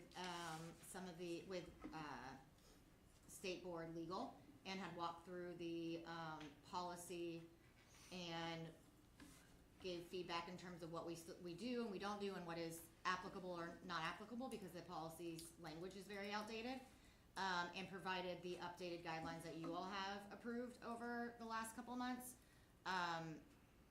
So I've had those conversations, but the substantive changes that were presented, I also received those on Friday night before the January 1st holiday. So my team has not had a chance to review them. Jenna did some very quick data analysis for us, so we would have some data on how that would change things. But the comparability, 5 to 2 points, the renewal guidelines in general, there's a lot of substantive changes that we need time to process and to understand what that would look like in as you're working. It's very different to actually sit down with years of data on a school and try to like make a placement based on all of this information and looking at all of the compliance information and is enrollment dropping and what kind of, site visits have we had. Like it's not something that we do in 30 minutes, right? We take months to do it and the renewal process is 2 years. So yes, I also received that information a couple days before the board meeting and we've not had time to analyze it properly. And I'd like to add that we did hear Vice Chair Duncan say that this would not apply to this year's. I think if anything were to move, these renewal guidelines would impact this year. But I know as someone that's been through the renewal process before, I start the year before so people are looking at the guidelines we're currently using is what they thought they were going to be doing for the upcoming renewal. And then the second thing I thought was a good history lesson for me because I didn't know anything about where these guidelines came from. Ashley, could you someone refer back to, I think it was you, was saying where these guidelines even came from to begin with, that CSAB uses? We were talking, I think it was the day we were talking in your office and you said that these were just basically to help the CSAB at the time. Like the placements, yeah. They've been put, they're in the state board policy. I believe CSAB at one point, when it was CSAB, just drafted them as a way to help the board and to help OCS give original placements. So that's kind of the purpose of them is not, it hasn't necessarily been used as like a rubric because you all understand that these renewals are not always cut and dry, but more so as a guideline for original placement. So we can say, okay, this is where we're placing this school at a 3-year because they're comparable for 1 out of 3 and they're, on financial non-compliance. So you have some basis, or CSAB at the time had some basis, and that's where they came from. Yeah, and I don't even know that I would say they're in policy as much as they've been sort of the framework of which we've tried to evaluate the schools and listening to the recommendations we get from OCS. Just as we do with the applications each year, if there's a better way to word a question or to ask a question that we haven't historically asked, if there's a better language to use to provide clarity, we try to do that each year and hopefully making these guidelines more understandable and clear to renewal schools and to us as well. We were using the guidelines, even in October, we had some feedback from one of the committees of the state board that, and I'm speaking in general terms, but hey, I think if you use this language, it might provide a little bit of clarity, and we actually, not only did we listen to that, we included that. But the red line guidelines that we were presented with last week are significant changes to what we had been using. So we need to review them and give some feedback. I appreciated Dr. Oxennine's question on where the 2% came from. Was that research? Was that just pulled out of the, that was an excellent question, and I'd like to get an answer to that. Yeah, so for those who aren't familiar, probably the biggest I would say the most substantive change in the guidelines that were presented as recommending for us to respond to is we've been defining comparable, as we were this morning, as being within 5 points of your LEA. And we also obviously have the ability to look at subgroup data as well and take that into consideration. The recommendation is to drop that comparability metric from 5 to 2. And so we just have some questions about what's the research behind that. 2 points? Yeah, 2 points, not percent. And because obviously can be some significant differences in how what might be presented to us as a recommendation based upon that 3 point difference. So. And if this new policy went into place, would it become more restrictive? Would there no longer be the flexibility to make decisions outside of what's written there? I would hope not. Just answer it that way at this point. Yeah. Pretty possible. Yeah. Anyways, I'll send this out to everybody, and then I'll ask that you just send me your thoughts and ideas, questions that you have, and I can take them back. We'll be meeting with representatives from State Board to kind of start the process of better understanding what went in behind the thinking and the guideline changes. When would you meet for that? I'm sorry? When will you meet for that? We're looking to set a date later this month.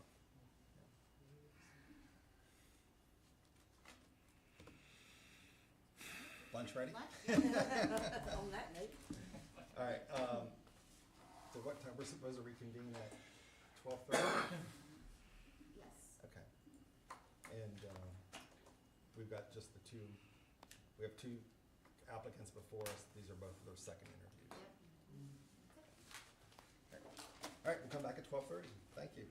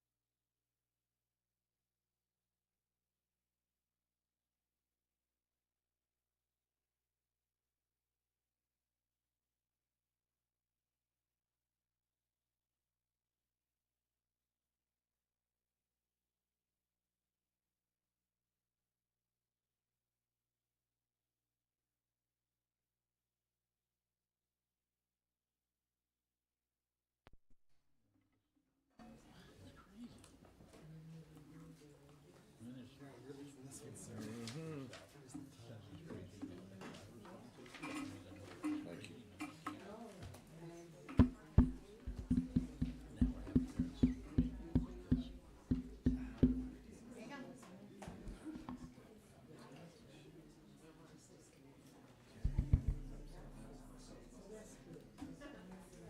We're back on streaming. Okay, welcome back, and we're going to move into a couple of second round interviews, and I'll hand it over to Ms. Radford. Ready? Okay. Good afternoon, Melanie Rackley, Office of Charter Schools.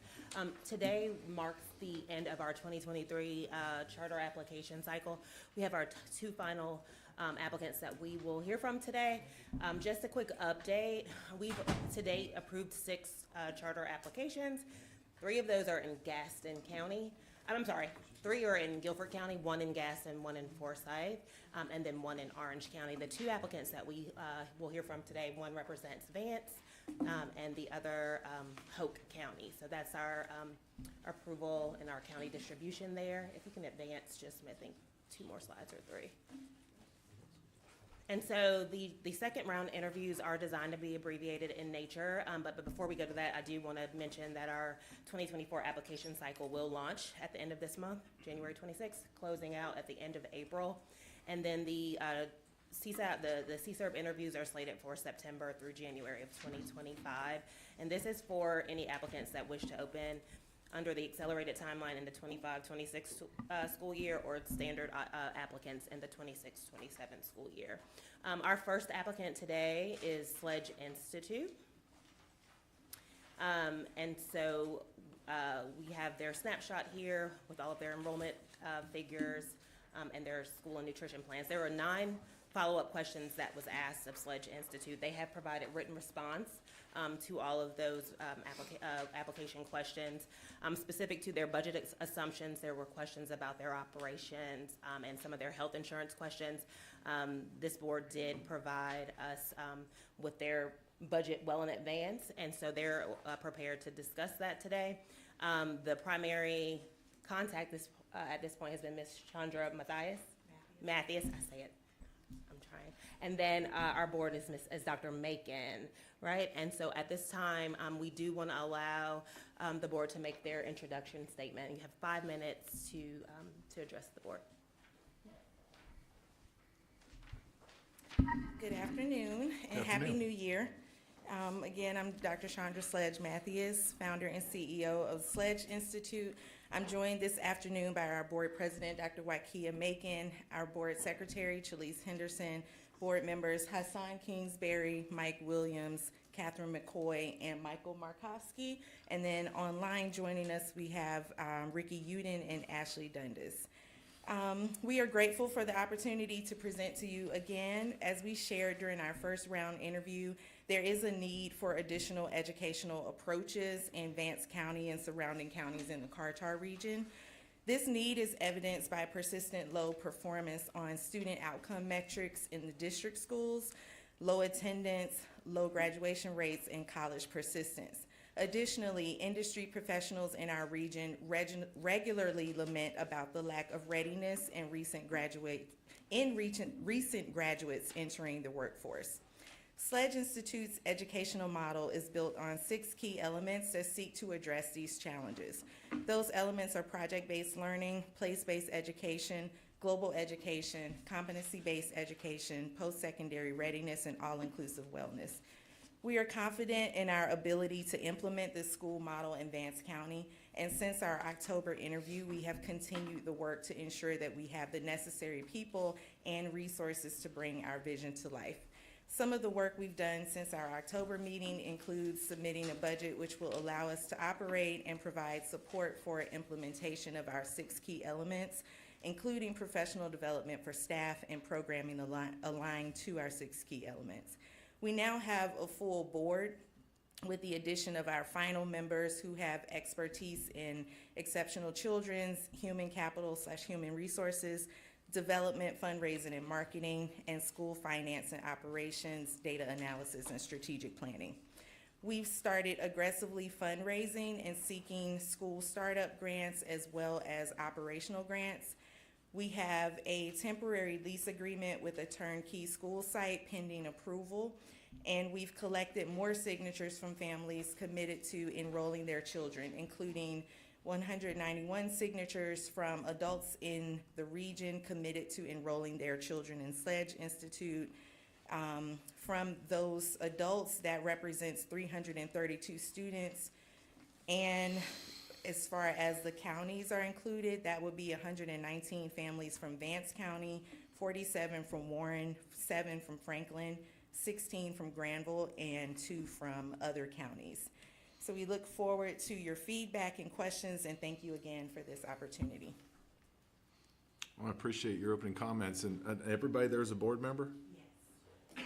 Thank you for all being here today. We appreciate that. Board, any questions for follow-up for the 9 questions that we asked for their second round interview?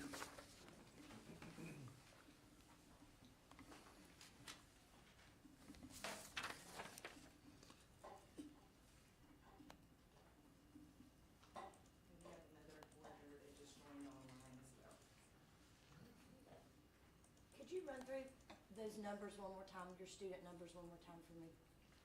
The signatures? If you don't mind, come to the mic, yeah. Thank you. The signatures? Yes, that whole section. When we had 191 signatures, those were collected via online surveys and also in our in-person community events. They represent 332 students who are ready to enroll upon opening.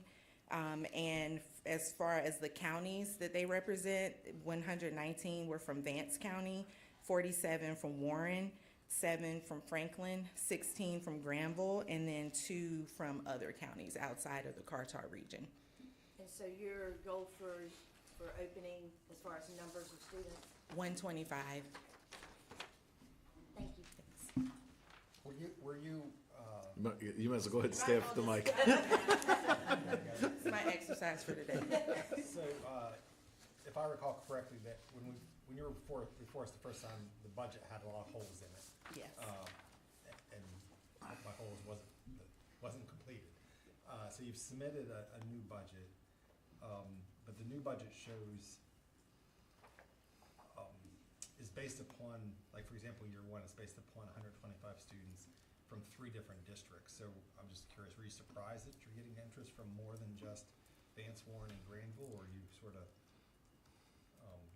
No, I'm not surprised. When we look at the existing charters, they have students from a range of counties in that area. And just from what we know about the school performance in both Vance and Warren, for example, the district schools have been persistently low performing. So it's not surprising that families are looking for other options. And we also know, just from the existing charters, that families in the surrounding counties are willing to travel for a better school option. In the budget that you've sent us, it shows year 1 a surplus about just under $400. Year 2 a surplus of just under $300. Same with year 3. But then in year 4, your surplus goes from like $334 all the way up to $183,000. And then year 5, it goes up from $183,000 to $627,000. Can you just? What happened? What happens? That you're So saving with- so much more money in years 4 and 5, like significantly more money. That we're spending more, is that what No, you're saying? you're saving more. Your That we're surplus saving is more. so much greater. Because our enrollment, at year 4, we would add high school. So that would be an enrollment jump to an additional 125 students in year 4, entering that 9th grade. And then year 5, we would add 10th grade. We would also our plan is to begin in a temporary space. So year 1, 2, and 3 is budgeted out for a much smaller space, and we anticipate that much of that surplus will go to outfitting the educational needs for a newer, larger space. But what those costs look like at this point, we don't know, but we do know that we'll have additional costs that will have to come from that surplus. Also, with high school students, there would be additional programming. So if we added sports, for example, those are additional costs that we would have to fund from that surplus. Yeah, I guess that kind of gets to my question, is like, your costs are going to be going up once you have a permanent facility. Once you have high school, things don't get less expensive, they get more expensive, yet your surplus is a reverse of that in your budget. Okay, I see what you're saying. Dr. Matthias, did I say that correctly? Mathias. Matthews. Mathias. Matthews. Okay, thank you. You responded to the budget questions, but I still need some clarity. Your org chart shows an elementary principal, middle school principal, high school principal, and a CEO, but your budget never funds those positions, so they're not aligned. Just wondering how we're going to bring that together. So that was, we've revised the org chart since then to just have one principal. And we can submit that if you want it, but our year one org chart is aligned to what's submitted in this budget, yeah. So it would just be one principal, and we would add an assistant principal at year 4 when we add the high school. And you are that principal? No. Okay, you are the CEO? Yes, so I would function as a superintendent. Okay, so that's where I needed some clarity also. You would be considered the role of a superintendent. So are you funded in the budget? Yes. What is the title in the budget that funds you? The lead administrator. Okay. And then down at the bottom is the principal line item. So my role would be more strategic planning, interfacing with the board, fundraising, things of that nature. And then the principal would be more responsible for the day-to-day operation and instructional leadership. So in our updated documents, there are 2 budgets, even on their agenda items today. I'm wondering if I'm looking at the right budget. Did you notice there are 2 budgets?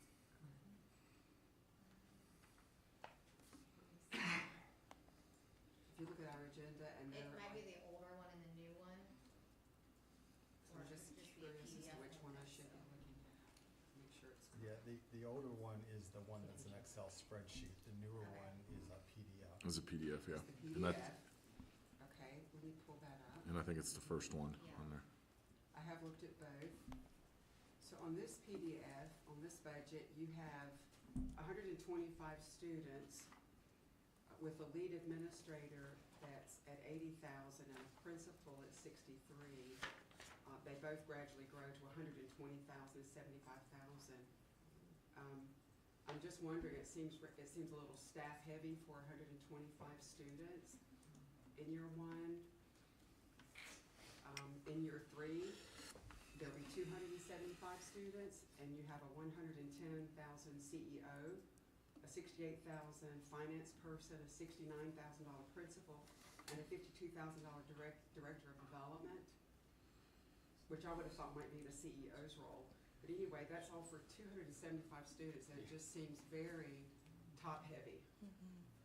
I think for our model, because we have a very non-traditional model, which requires significant time interfacing with community partners, bringing them into the school, students out of the school to work on projects alongside these industry professionals. And that's a job in itself, managing adults. So I think on paper, it may not look as intense as it is, but I've worked in schools that our school is modeled like. And in those schools, in my experience, because I've been a founding principal of a school very much like this, and we had my role as principal, we had an executive director or a CEO, we had a partnerships person, and we all had very little free time. So I think just the intensity of the model, also the professional development that's required, to get teachers up to speed in the model, to get volunteers and partners up to speed in the model. Our assessment system is different. I think all of those justify having a strong leadership team and a leadership team that can take on some of these extra roles. What are you anticipating your free and reduced lunch number to be? I think that we will be close to 100%. Okay. Yeah. The reason I ask is in conjunction with the question about the heavy top-end administration, there's no, unless I'm missing it, point me out if I'm wrong, I don't see but one EC teacher and I don't see a counselor. So we add the counselor in year 2. So I'll start with EC teacher. So EC teacher, we have one for year 1, and we also have the exceptional children's director. Okay. And then we add, to those numbers each year. With the counselor, with our model, we have an advisory built into the day, and we have a period for the elementary school students that's a meeting time that focuses on social emotional learning, life skills, leadership development, coping mechanisms, trauma-informed support. So every teacher is also an advisor. And so year 1, the thought is that those teachers through that course, and there's a curriculum for them and professional development for them as well, will function as a counselor role, and then we'll add an official counselor in year 2. And there's $10,000 for staff, for that staff development to train everybody on how to be that. Just, you have $10,000. Yes, to and that's support. also part of my role, professional development. That's part of what I do now in my job. So as far as instructional coaching, professional development for both the principal and the teachers around project-based learning, competency-based learning, all of our elements, actually, that'll be part of my role, handling the professional development aspects. Another budget question. No, You indicated, if I heard you correctly, that you're planning to start in a facility that would not be your permanent solution. Am I correct? Yes. Or permanent location, I should say. But I see in the budget, it's just $160,000 each year. So there seems to be no accounting for, I would assume that what the facility you're starting in would not be as expensive perhaps as the future one, or? Right, so the facility that we're starting in, the temporary lease agreement right now is $160,000. We would outgrow that space eventually, but the thought is that we would be working on acquiring land and our building plan, and we would stay in that space until we were ready to move into the permanent home. So that would be after year 5? It could be as early as year 4, but we're also considering that construction projects typically don't happen in the time frame that they're planned for. So that temporary home would allow us some cushion until we were to move into the permanent space. Is Chalice Henderson your sister? Yes, Okay. And she serves on the board? yes, but we have a conflict of interest policy. So is she the pastor of the facility where you have the school? No, Is her who is the pastor? Turning Point? of Turning Point, or the facility where we would have the school? 'Cause those aren't the same building. Your question says the current office and meeting space for the school is being housed at Turning Point? That's our office space right now. Okay. So the facility, she is the executive director of Turning Point. But the facility, I don't know if you have a copy of that. That was one of the items submitted. I don't know. I'm looking at your responses. Okay, that facility is is on Garnet Street. So that is, it's 602 South Garnet Street, and it's about a 5-minute drive from the Turning Point space. So will you cease using the Turning Point space? Yes, that's a co-working space that they've allowed us to use in kind, as an in-kind donation. So it's office space, it's computers, copiers, that sort of thing. It's just sort of your temporary setup? Yes, while you yes, establish yes. everything. And then the new facility is owned by who? His name is Jason Stewartson, Early Folsom Properties. Okay.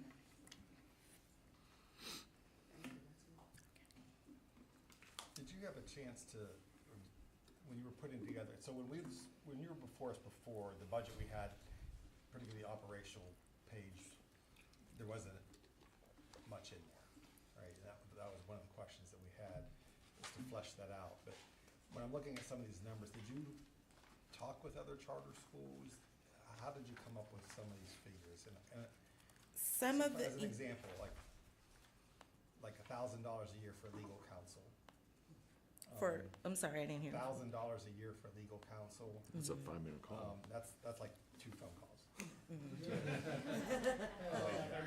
it's like an hour. Financial services, professional contract, 3,500, does grow to 5,000. I've just seen some numbers in here, just from experience, that just seem Low. pretty low. Yeah, so we are in the application process for some large charter school startup grants. And the first question, yes, I did speak with other charter founders.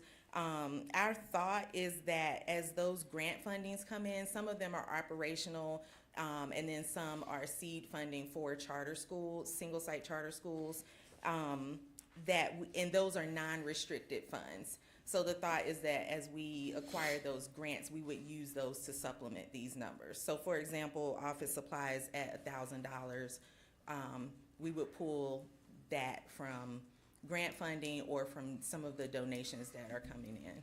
Yeah. I just think when you're putting your budget together, you need to show that, because you can't count on that being, that those grants are gonna come through. And so I think I would put what you think the real number's going to be. The grants are how you're going to fund it, but the expense is going to be more than what's in here. Just for an example, like in year one where you show a $390 surplus.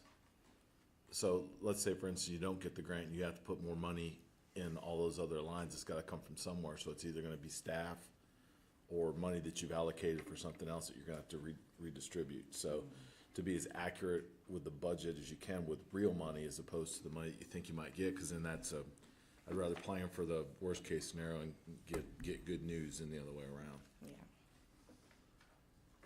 Any other questions, folks? Yeah, Rita. Yes, Dr. Mathis, we had a question about the break even, and in your responses, you said the break even number is 275, which you would reach at year 3. But when we inquire about that, we're really asking if your initial enrollment you've projected to be 125. If you don't hit that, what is the number that you must hit for you to have a break-even budget? So that's really the question. It would be less than 125 if that's possible. Have you had any discussions about that to know what your break-even number would be as you prepare to open the school? For year one. I think 100 would be our magic number. I think 125 would give us a cushion, but it's 100 students. Everyone, if I can jump in here, apologies for my inability to be there today. My name is Ricky. I'm one of the board members at Sledge Institute and a former charter school principal as well. I would also point out that somewhere between 75 and 100, we'd have to look at some of the dual role positions that we've discussed and that you were asking about earlier, and we'd start to make changes. If we're at a number below, I would say probably 75, we would want to remove a principal for year one and let Chandra serve in that role until we're able to grow to the enrollment that we'd expect. I think the first place that we would look at, and certainly heed your advice here in making changes to the expected budget and accounting for the numbers that we would actually have expenditures for, because I asked Chandra about that as well around office supplies and legal counsel. that we would start to look at cutting some of the positions and operating in a more lean administrative environment in years 1 and 2 if necessary. Just as a reminder, because I know you were probably just using numbers, but we've learned this year that, and have known that policy says you have to have 80 students at a minimum in order to stay open. Sorry, yes, just using it, an approximation. I just want to make sure for everybody knows that up purposes. front, because we don't want to go down that road again. Yeah, no, we would not, we would not be able to operate under 80, and would not, by policy anyway, want to do that, but, nor be able to, but yes. 80 would be the minimum, and we would start to, below 100 though, we would start to look at these dual positions. I have a question about the board. Hmm? You have board members from North Carolina, Maryland, and Virginia. So how's that working out attendance-wise? And how farther away in Maryland does that board member live? So the board member in Maryland has homes in Maryland and North Carolina, and she has only missed today because she has a work commitment in New York. The other board members who are out of state, we meet via Zoom, so everyone regularly attends the meetings, and it's work for us. Well, how did you see those who are out of state? We have either worked together before, or I knew that they had expertise in the areas that we needed. So when I put the board together, I thought about people who had expertise in human resources, law, school finance, nonprofit leadership, community connections. Who else do we have? Curriculum and instruction, project-based learning. So we built a board that was diverse in expertise. We built a board with people who, even if they don't live in Vance County, they have connection to Vance County and are back and forth regularly. And then also, we started all of our conversations with our core values and making sure that the board members that we brought on were aligned to those core values and the mission of the school. Okay, thank you. What percent are from North Carolina? Say it again. What percent are from North Carolina? 60 or more. More than 60, yeah. You're making me do math on the spot. It says 179. I'm a mathematician, so it's always. Yeah. What is the percentage? Did somebody figure it out? 80%. Okay, good. Just Yes. want to make sure it's. 01. Yes, yes. Thank you. Dr. Matthews, who is Mike Williams? Yeah. Mike Williams right here. It's been a few months, but I read through the resume and information on him, and I just made a note that he's a rock star, so I wanted to. They all are. Yes, Mike Williams is definitely a rock star. Stand up, Mike. So we can see. That's the word on him. You've heard that before, don't act shocked.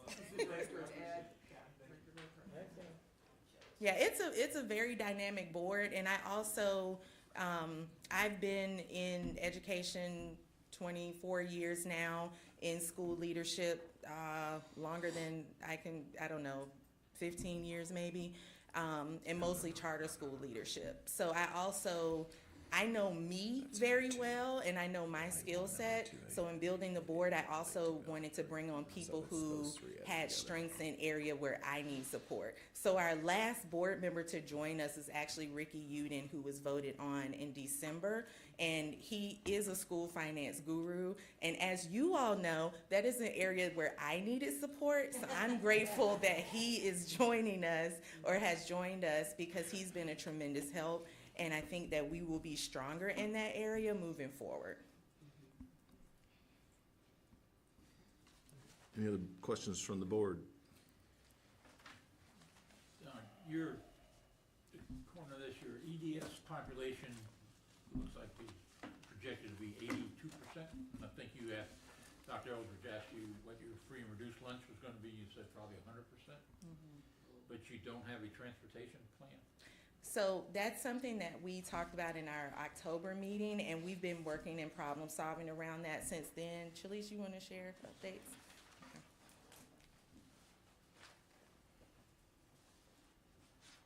Good afternoon, everyone. Good afternoon. So we are looking to purchase 2 buses to serve Franklin and Vance County one route to pick up in Franklin and Vance, and then another route to pick up in Vance and Warren. We know that transportation is going to be a need in our community, so we're hoping that we can serve the students in this way. Originally, we were not planning on having transportation in the first year, but now we are looking at having transportation in that first year, ideally securing grants and other resources to purchase the 2 buses. If you've looked into Turning Point, you know that we do have a school bus that we purchased from a local district and found that the prices are pretty affordable. And so we want to go that route by getting a used school bus and using it to pick up students who might need it.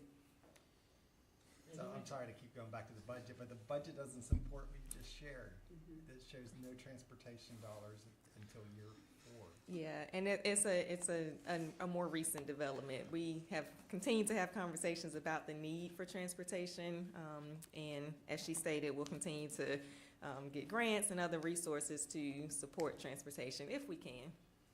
And I think our initial thought, going back to what has happened historically, we know that at the existing charter schools, Henderson Collegiate does provide transportation. I don't believe Vance Charter does. Vance Charter does not. And they have students from Warren County and other surrounding counties. So historically, families have indicated that they are willing to be car ride. You know, they're willing to bring their children and pick their children up. So that was our first thought. If we weren't able to afford transportation, we know that of the families that we've spoken to and have signatures from, they're willing to bring their children to school.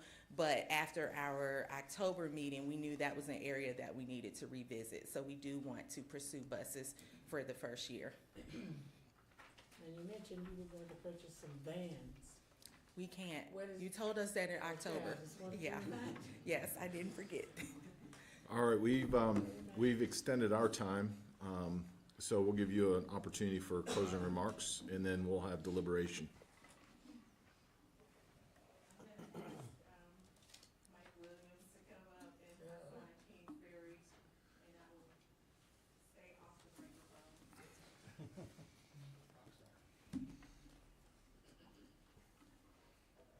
Good afternoon, and thank you for your complimentary words. My name is Mike Williams. I'm a native of Warren County. I was born and raised there. My educational journey began in the Warren Head Start program. And I stand beside attorney Hassan Kingsbury, who also has a similar journey that I'm pretty sure he can tell you about. Both of us growing up in homes that sometimes didn't have running water, having no plumbing, spending summers priming tobacco, taking cucumbers and all those things. But what that taught us at an early age was resilience, grit, and gratitude. And the foundation for the work that we're doing now rests on that. Along the way, throughout our journey, we've been fortunate to work with Dr. Sledge Matthews. We've been fortunate to work with Turning Point. We've been fortunate to work with Dr. Nathan and everyone else who's on this board. And from that collective experience, our goal has been to build something that gives back to that county, to that community that we were all born and raised in. Again, Warren, Franklin, Vance, that's our home. And we intend to put our heart, our energy, and our effort into ensuring that these students and these children have adequate quality education. So I appreciate your time, I appreciate you giving us the opportunity to come back and stand before you today. We know there's a long road ahead, but we know that we can do it together and work hard. So again, thank you for your time. Good afternoon, my name is Hassan Kingsbury. I am here in the capacity as a board member of the Public Relations Institute. I am very honored to serve on this board with I call it Dr. Chandra. What's important is Dr. Chandra and I went to high school together. We played in the band together, and everybody on this board I have some story with.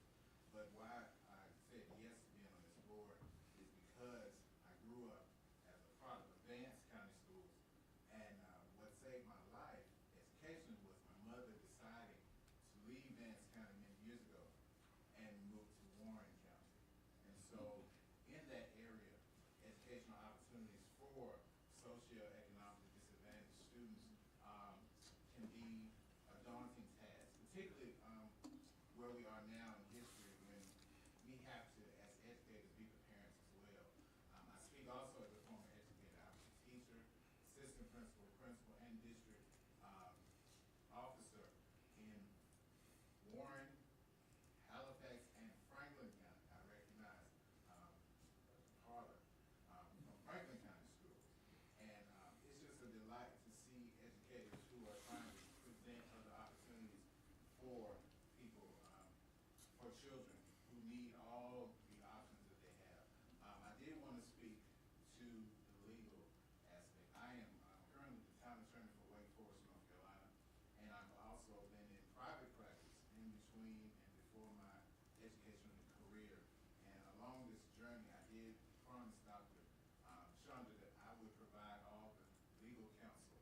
a lot of those numbers are not there because I have been insisting in pulling on the resources and will continue to do so for the Sledge Institute. But this is something that is near and dear to our hearts.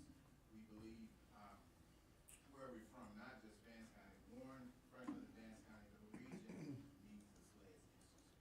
So thank you so much for having me. And I'll just close out with Mike mentioned the word grit, and I think that in talking about our numbers, talking about the need, we've taken your feedback and we're growing and we're learning. You know, we're models.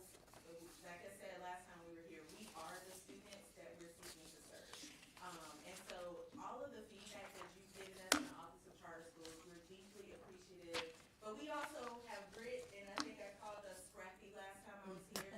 So the areas that we need to work on and improve, we will continue doing that. We'll get the funding that we need to make this happen because it's that important to us. So thank you. All right, thank you for your closing remarks. It's our time to deliberate. Board members, any comments?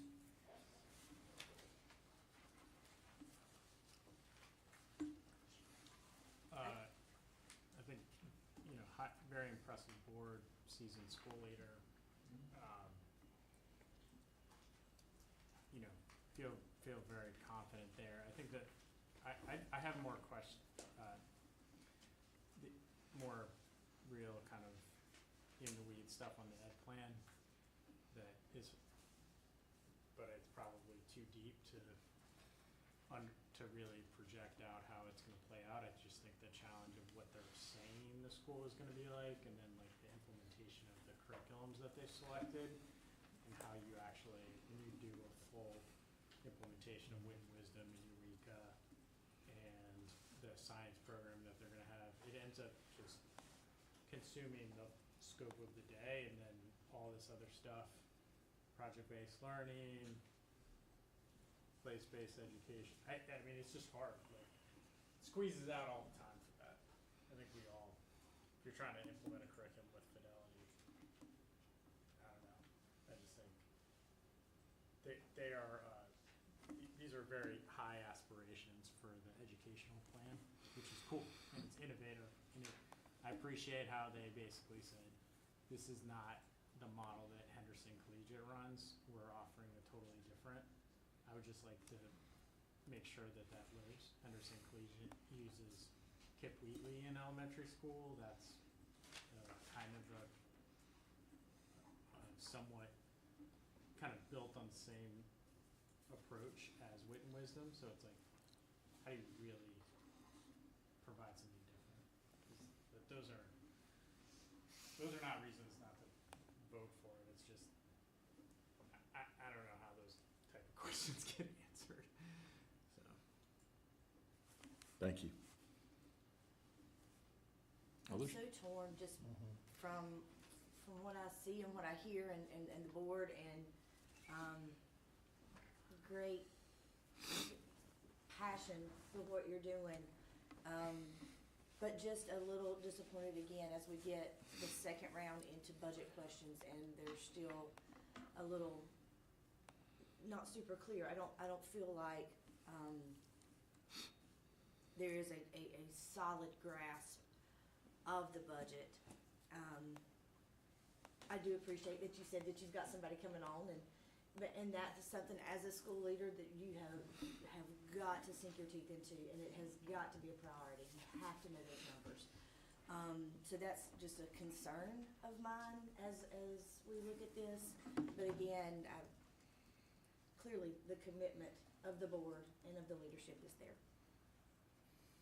Yeah, I'm torn as well. I'm glad that we brought them back for a second interview. I think that we had real questions about whether we should even do that, given that the application we received the first time wasn't, in my estimation, complete. It didn't have a fully developed budget. And so now we have the new budget that they've submitted, but it doesn't support the very things we're hearing. It doesn't support the staffing change that they discussed. It doesn't support the transportation plan that we now have. It's really not on the mark realistically with some of those operational expenses. and that's where I'm struggling with. That, what I'm hearing I like, I have no question about the capacity and commitment, passion for this board. I mean, I think that to me, that's apparent, and I would agree with them that this is an area that could use additional school choice for those families. They deserve it, they need it. I think it just needs a little bit more work, in my opinion, specifically around the budget. Well, if you think of the report that we received this morning from monitoring compliance, surely, I mean, you could have a good thing going, but if your finances, I mean, the realist, I mean, and is it, and I know they're listening, I hope they don't take this is not meant to be criticism, but just, you know, we can look at the numbers in some of these operational expenses, they're just not, those aren't real numbers. They're just not. And with those numbers, you're at a $300 surplus in year one. It's just not adding up.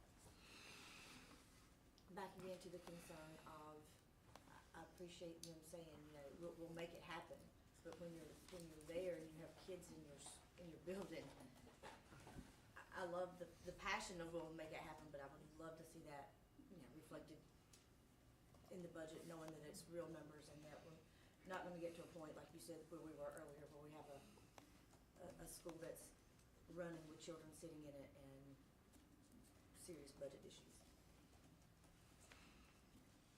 I guess my question would be, is the school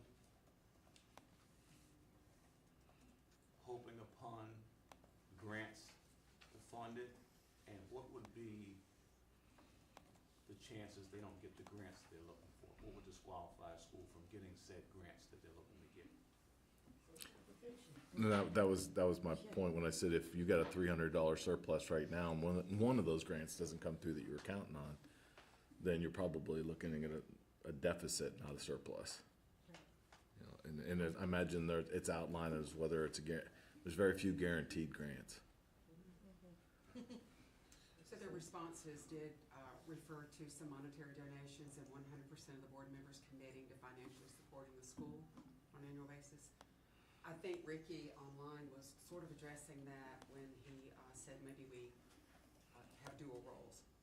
Because again, my concern was a CEO coming in at first year, 125 students and the kind of salary for the principal and CEO with a very lean budget outcome. So obviously their response to that would be that person may play dual roles, may take a reduced salary to make it work. I mean, they will have to, and I think Ricky will bring them guidance.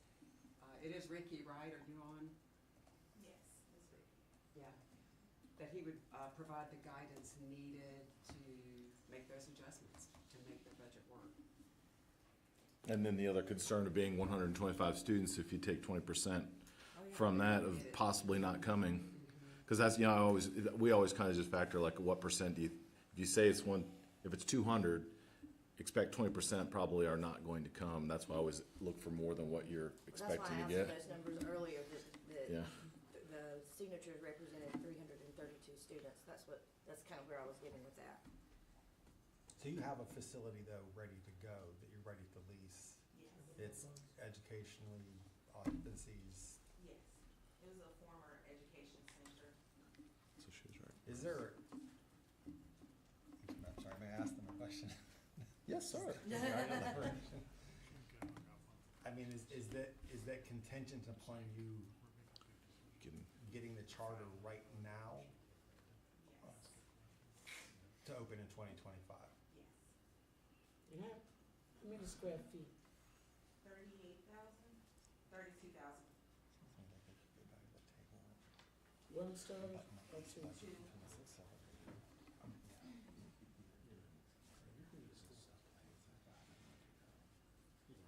I think if we were to vote on this, if I was gonna approve this charter, I would definitely approve it solely on the grit and the passion of your board. Your budget does not back up what you're saying. Your transportation plan doesn't back up what you're saying. your grit and your passion is, in my opinion, the only thing I can grab a hold of to vote for it. You have two very successful charter schools in Vance County that you're gonna be competing with and working with. I'm not sure, this is a real challenge, but we see schools starting off with 125 students that can barely make 125, and it's like you're behind the 8 ball the entire time you're starting. At the same time, there needs to be more school choice in that area, obviously. I'm really torn between, are you ready for it now, or do you need to come back and work on it? But, I mean, if I can just keep thinking grit and passion, I can do it. I don't totally understand. You're gonna start K2 and then 6th grade, so you're gonna be starting in elementary school, you're gonna be starting in middle school. Do you have the capacity to do both? I know the need for middle school is always there, so there's a lot of things that, it's gonna be a challenge for you, so. I mean, Grit and passion, I gotta keep saying that before I vote. I have like the same concerns. I do keep coming back to a couple things. One, this budget piece, it's like, we all know that we change our budgets constantly, right? So I think sometimes, again, just thinking about this process, like how do we apply like critical thinking and flexibility to budget it's almost like I think of the budget as like a test of your financial literacy. That's a bad word because it sounds but like your financial planning, or like how well you have like delved into charter school finance, which it is confusing to me because they have people that have done this work before, and so maybe it's just like through the process, and I feel like we see that with a lot of boards, right? The other thing I keep coming back to is independent startup schools. Like this is how they started. Like K2, like schools historically have started small, right? And like also like the K2 and 6, because you can then grow and then close the gap between, but from Paige starting K1, kid used to start just 5th grade, like small, and now we just have we've gotten nervous about that because because we know that to make the financials work, you don't really get economies of scale until you have about 350 kids.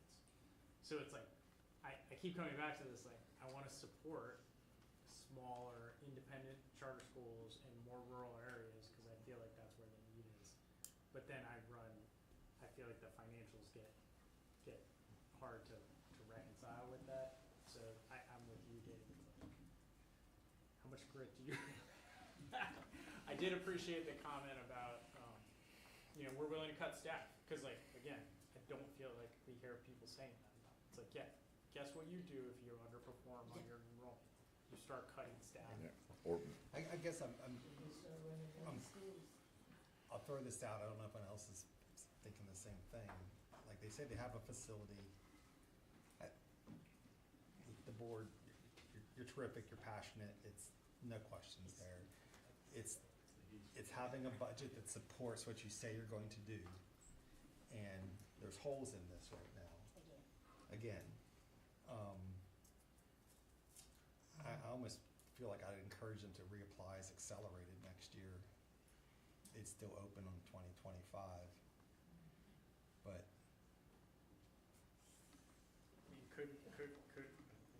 I get confused because I'm like, if we really like the applicant, can they give us another, I mean, do we have to vote today? Like, can we get another run of the budget? Is that setting that precedent? How many times are we gonna, Wasn't that what this we're board, at? this has nothing to do with Today. you. How many times are you gonna give how many times are we gonna give a candidate an opportunity to come before us? Yeah. And, okay, it still has to come back, like, Yeah. And budget was the issue last time. Well, we are out of time for deliberation, and we're stuck in a conundrum of where to go next. So I guess I would ask, is anyone in a place where they feel like they could make some sort of motion for the board to consider? to move things along. Do you mind one final question? They did attach a letter of intent that states the lease would start January 1st. I'd like to know if that has started. And it would be $1 a month for the first quarter, et cetera.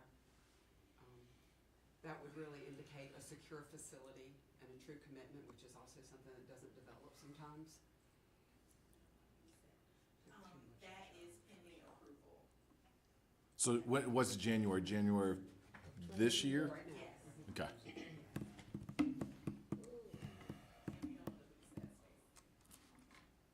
Say that one more time. So we don't want to lose that space. Garnish it. I think we're in a position where you could almost argue either side of this. I know. You could advocate for them, or you could point out the holes, as you called it. They do have the grit and the passion, and they also bring the credentials and a different experience. So I think there's a lot there, and I also felt like they're heavy on that staffing, on the top end.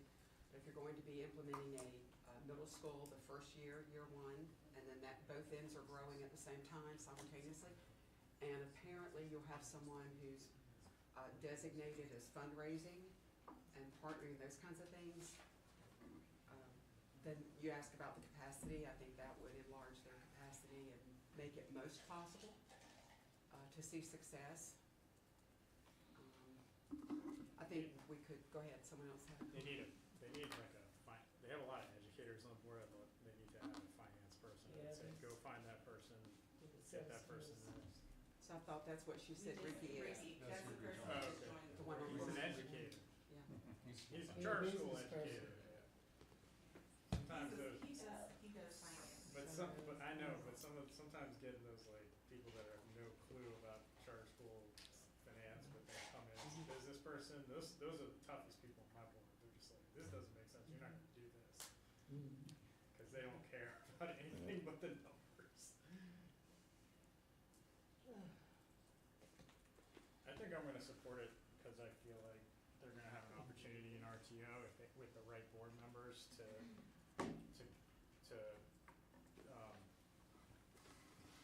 try to get this right, and if they, I feel like the accelerated, I don't know, there's a lot more to gain. And I'm gonna try to, I wanna see, I just don't want us to, I feel like if we have good, strong boards, good, strong leadership, I wanna see these independent schools have a shot, to allow for school choice and innovation. Was that a motion? No, I mean, yes, I'll make a motion. That's fine, I'll make a motion To do what? to approve, to move to ready to RTO. All right, we have a motion to approve. We have a second.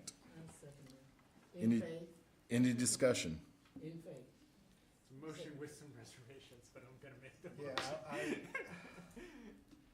I think this board's awesome. I think their commitment's unwavering. I'm still struggling with, but the merits of the application and the budget don't support what they're saying, what they want to accomplish. And there's always wiggle room, right? There's no school that ever comes before us, including our own, when we were on that side, that the budget that we opened with was the budget that we presented to the CSAB or CSRB. They just saw projections, But But there's projections and then there's things that are just not I- there, right? That's where I'm struggling. I think a budget, I agree with that, Ms. Friend. I think a budget, to me, because it does change, is an indication that the board is capable of running a charter school. And when the budget does not meet those criteria, it makes me question the decision-making process of a board. But grit and passion. Let's vote. ready for the question. All right. This is a motion to approve. Bruce Frank, I'm gonna believe in Ricky. I vote yes. Rita Hare, Aye. Stephen Gay, Aye. Hilda Parlay, Approves. Alex Quigley, Aye. Todd Godby, Aye. Dave Machado, Yes. Shelley Shope, Aye. John Eldridge. Aye. All right. Now, Congratulations. yeah, well, the budget's one thing. The other is make sure you do, please do not come back to us with fewer than 80 students. Get that number above 125. Congratulations. Congratulations, Send Joe. Natasha an updated budget like tomorrow. Yeah, Well, once you fix the budget, we'd love to see it. Our office will be in touch about ready to open, so please make sure you're looking for those emails and staying up to date with that, okay? All right, let's take 5-minute transition and come back. The difference between. That's illegal. Yes. I used to teach in Henderson. When it was Henderson.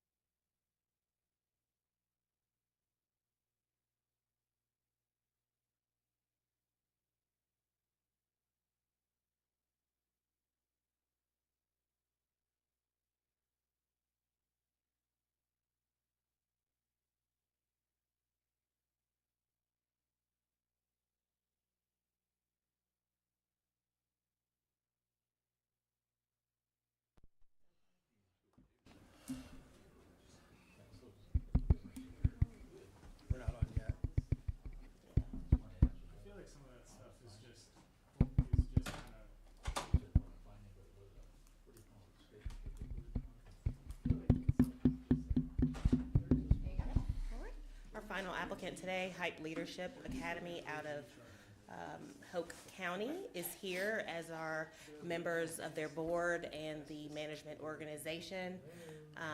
Our primary point of contact has been Mr. Joe Salisbury. Their board chair is Ms. Alberta Lampkins. You have their enrollment summary sheets. There were nearly a dozen questions that were asked of the board. That's fine. It's okay. Nearly a dozen questions that were asked of the board. You have written response available on eBoard. They provided that. We also have their management agreement. The legal counsel here with NCDPI provided feedback to your board as well regarding, just some areas on that management contract. And so I want to allow the board the opportunity to make their 5-minute intro. Again, we have 45 minutes allotted. You have their snapshot here and their LEA demographic comparison on the next slide, but I want to welcome up the board of Hype Leadership. I missed that interview last time I was out here. Hello, everyone. I'm Mike Burns. I'm sure everybody remembers the Milk Dud, as my daughter calls me. But thanks again for having us. Thanks for giving us the opportunity to come back and present a better case for what we deem as a need and a desire for a charter school. So we left here with some homework. We went back. We did a lot of homework. We actually put a lot more effort towards being able to express the need and the desire and answer the questions that the board sent us home with. And we're hopeful that today we get the go, or at least to come back again, because you have more homework to do. We just don't want to know. Anything from the team? No? And we do have 3 members here in person, and we have 3 to 4 members online, plus the team in the back to kind of help answer the questions as well. Okay. Is that your opening statement? Yes, sir. Okay, thank you. All right, we have 25 minutes for follow-up questions and discussions with the board. We did submit to them several questions, of which they responded back to us in writing. We have those before us as well. Who would like to start? Well, thank you for answering my question about the CMO. Being a nonprofit. Yes. Not a question, okay.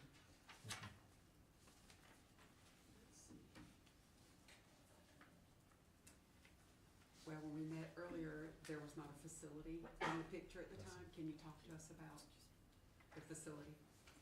About the facility itself. So there. Will you come to the mic when you guys talk? So I think TRG can give a lot more specifics about it, but we have all visited the site. The site's probably about 400 meters from a community. There's about 400 houses that's there. So I think it's under construction right now. It's going to be a business park, and we are going to essentially have a storefront type of building, so that if the school or the charter doesn't go through, then that builder can actually go and turn that into a different project. But he's fronting the cost for us, as I understand it.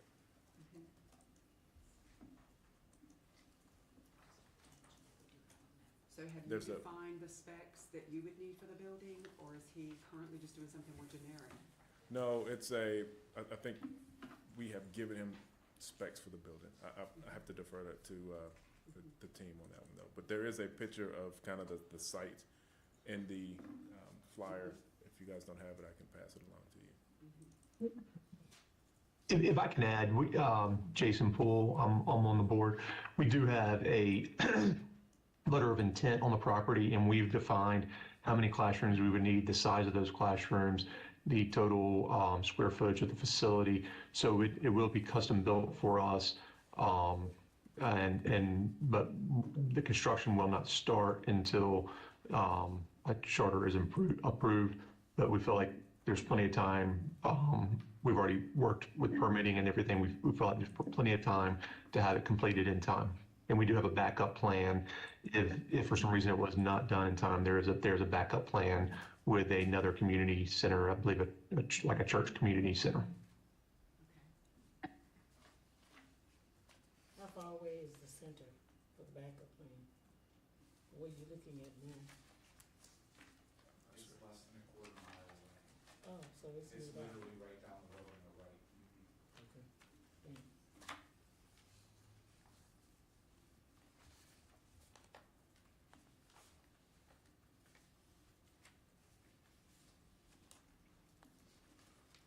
Okay. What work has been done to date, or maybe since we were last together, around generating, family interest, awareness? So, a couple of things that we've done, and that's kind of, one of the things that we definitely wanted to come back out and talk to you. So there've been a couple of community events, the neighborhood that I was speaking of, about just under a mile from where the school will be built, that housing community is about 400 people. They had a bazaar, essentially a community development or a community outreach event, out by their pool and their center. Probably 6 to 7 to 10 vendors were out there, everything from home construction to Girl Scout or the Boy Scouts were out there giving out popcorn. But we were out there, we had a booth, and we were passing out information. We were encouraging people to take the survey. And I think since we last met, we've gotten about 145 total surveys, responses, with over 166 potential students or families expressing that they have students interested in it. We've got additional elements, additional things. This month, we're reaching out to we're gonna have an event at one of the community centers, and then 2 more later on in the spring, assuming that we get approval. And also, I was there, and the surveys are good, or one thing, but I would tell you that every person that we speak to kind of gave the nod that, yeah, this is needed. This is something that the community needs. This is something that we want. And we even went door to door afterwards through the community knocking. Had to convince them that we weren't selling anything, but everybody was receptive, and everybody thinks it's a great idea. Everybody that we've spoken to thinks it's a great idea, not everybody. Yes, and I just want to add some additional things that we did do.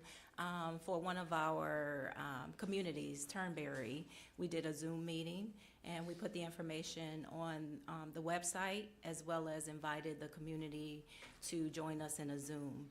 One of the other things, great things that we had the opportunity to do is we reached out to Miss Ophelia Ray.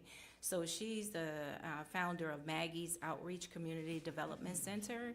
And so she is like a community hub. And so she's very connected to all of the schools, to parents, to the community. Their network alone is with the Department of Public Safety, the North Carolina Department of Public Instruction, and other community sponsors like United Way. So we were able to have a meeting with her. We shared all of our information, and she then shared it with her community network, parents and other community leaders who are very interested in supporting us and have agreed to even set up a town hall. So we're very, very excited for that. So we're just waiting for the go, and they're ready to support and put a town hall together. So some other things that we've also did was we reached out to, as far as JLARC, which is the new aquatic center there. So I went over and I met with them on how we can set up around some of the events that they're having. So I got a list of all of the events that they have that's going on there, from line dancing to basketball to all kinds of things. And they're going to allow us to be able to come and to distribute our flyers there, to the community. So we're very excited about having the opportunity to do that. And so at a set date coming up, we're going to be able to put a table right there in the front of the building, and then be able to reach family members that way. Some of the other things we did was we reached out to the Community Blueprint, and that is a network that encompasses the VA that's close there, and a lot of other community outreach. So we were able to email information about what we're doing, our flyer. We were able to send that, and we got some good responses back from the community as far as that. We also reached out to some of the other organizations, Jack and Jill of America, and some of the sororities and the fraternities. We were able to, one in particular, Zeta Phi Beta, which is my sorority, but Zeta Phi Beta Sorority Incorporated and other networks. But Jack and Jill distributed amongst their parents and their network as well. So we've done a lot of work, a lot of interest, and we have even more that we have lined up that we're going to do ongoing to make sure that the community is aware that we are there and what we're trying to do in the community. Other questions from board members? So what was the total number of student interests you have up to this point, did you say? 166. And your first year enrollment goal is 310? Correct. Right. How many events are they scheduled to have at the athletic center? Okay, so they have, they're going to allow us to be able to come when they're having some of the major events that are happening. So I do have a list of some of the major events that are happening, as well as the ongoing events that they have weekly. And so they're going to allow us an opportunity to pass out flyers. But as far as a day, we're going to schedule a day that we have a table there, but then we can also participate in the other different events that they have and be able to be present to give out information as well. That also could be a time to set up registration, not registration, but wait lists. Yes, yes, Get yes. some information, not just pass out flyers and brochures. Right, Very there, informative. and there to answer questions, and so it's actually right across the street from where I live. And so there's a lot of things that are happening there with our youth and our adults too. Not just the youth, but the parents. They have activities for parents as well. So it's a wonderful opportunity to connect to the community, to our parents, as well as our students who are utilizing the facility for basketball and the different various activities that they have. And if I can add, just there's on our survey, the survey has a QR code which connects them to a Google document, which is how we kind of assess their interest. And that Google document just gives us access to the individual. So we're not just kind of passing out flyers and leaving them and hoping they come back to us. It is a document that gives us points of contact that we can reach out to and continue to build those relationships. I still have a computer there. Yes, ma'am. Yes, ma'am.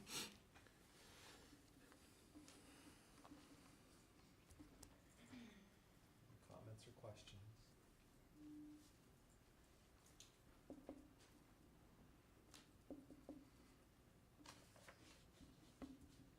The relationship with the CMO in the budget is so that 8% covers their cost for the support they're providing you, if I read that correctly. Is your agreement with them such that, to John's point, if you needed to adjust internally financially, maybe you don't have the students that you think you're going to get, are you going to be covering your costs first before you pay that? Yes, and they've shown a willingness to take that 8% down as needed. I think they have with the portfolio that they have, they've expressed that they could essentially afford to do that if needed. I think the numbers are in the documentation. I don't know that off the top of my head, but at least in conversation, that's what they've expressed.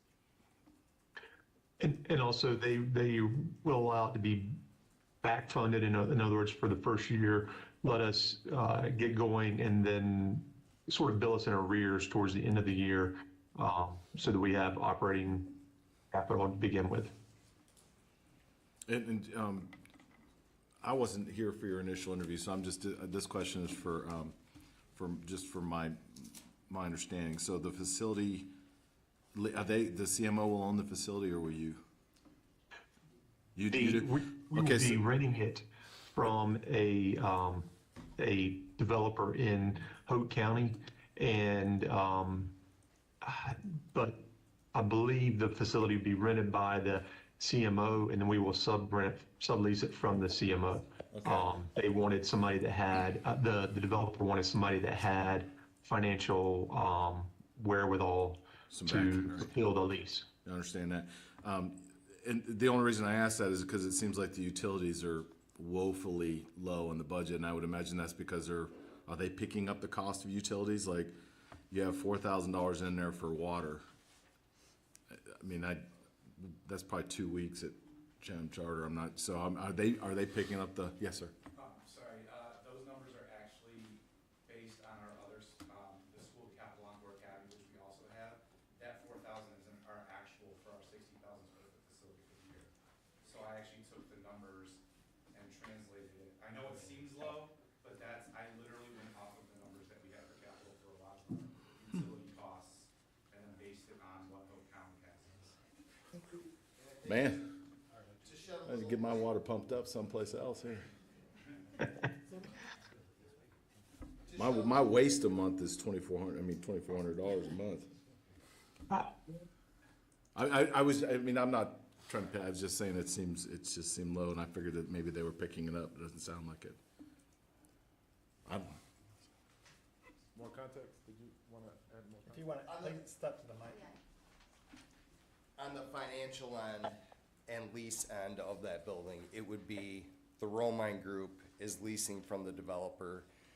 We're leasing back to the school. That number that they're going to charge the Romine Group for rent is a percentage of state and local aid. So when we start out small, it'll be a smaller rent and grow from there. And then on the Romine Group end, what they asked for was we have to provide the first 2 years of rent up front that they put into an escrow account. They're gonna use those funds to help build the building. And then the Romine Group is on the hook with a guarantee for an additional 3 years after that. That's kind of how we got through that financing portion of it on the outset. Pretty good. My goal would be for us to buy the building, 3 to 5 years out. Makes sense.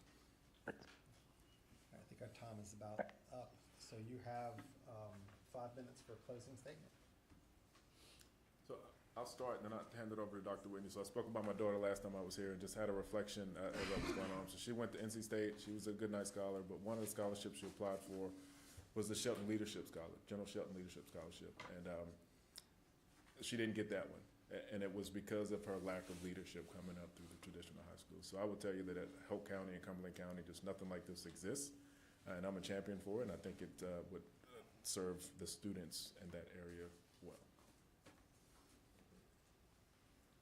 Hi, Dr. Kendra Whitney. I wanted to, first of all, thank you guys for sending us back to do some homework because it really helped us to grow as a team, to really delve into that together and to sit down with the community and to be able to find out a little bit deeper and more information that maybe we didn't come here with the first time. And one of the pieces I left with is that right now Hope County has less than 40% proficiency in their elementary EOGs and as low as 15% proficiency in their high school math EOCs, which means that something about Hope County Public Schools is not meeting their needs. It just drove home again. There's something that those students need that they're not getting at their public school settings, and this is an opportunity for them to get that. In addition to getting that in a little bit smaller classrooms, a little bit smaller environments, a little more one-on-one, they're also going to be getting those opportunities to learn to lead.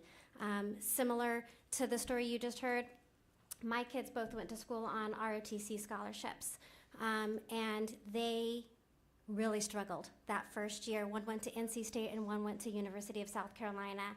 And they were expected to come in immediately as leaders, and they were not, and they could not, and that's what hurt them their first year in their scholarship more than academics. Academically, they were fairly strong, freshmen, fairly. But when it came to their turn to lead the group, to lead them in PT, to lead them in a project, to lead them in a hike, they really wanted to defer to somebody who is bigger, stronger. My daughter is built like me and has a tiny voice like me, and it takes practice, and it takes somebody teaching you how to lead and not just let someone lead them, and this Leader in Me program with Covey is going to do that for them. I want to thank you guys for your time. Thank you. Okay, this is our chance for deliberation and vote. like to open up? Another strong marketing thing that they're going on. Each of them. Okay.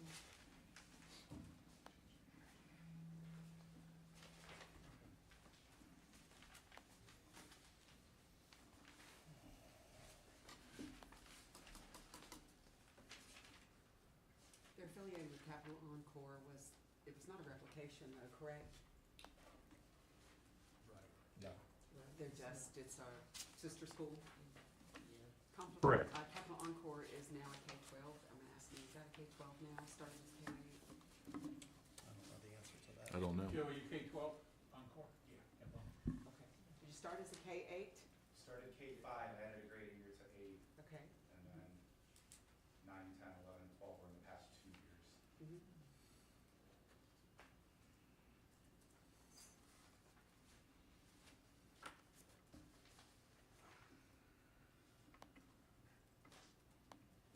Do we have any other affiliation with the Romine Group? Have we worked with them with any other school? No. Just Capital Encore. Just that one. So, right, Well- and what they have traditionally been a for-profit, but based on what they saw and heard from this body, for creating a nonprofit side of the organization, which, would support this school, and I think when they were before us before, there was discussion about, would they transition Capital Encore over to that nonprofit side? I think they're working on some benefits packages and things about what that might look like, but for the future of growth in North Carolina, what they saw was the need to have a nonprofit piece. Did I summarize that okay? Yes, very well, right? Ms. Cook, during the renewal discussion on Capital Encore, there was no financial noncompliance. They just described some expenditure exceeded revenue. Is that what that was? Is that what I'm looking at right now? Yes, so the information today was the only information that we've gotten about their financials. So And so no it wasn't a financial- non-compliance, just a flag for you all to know about. Okay, thank you.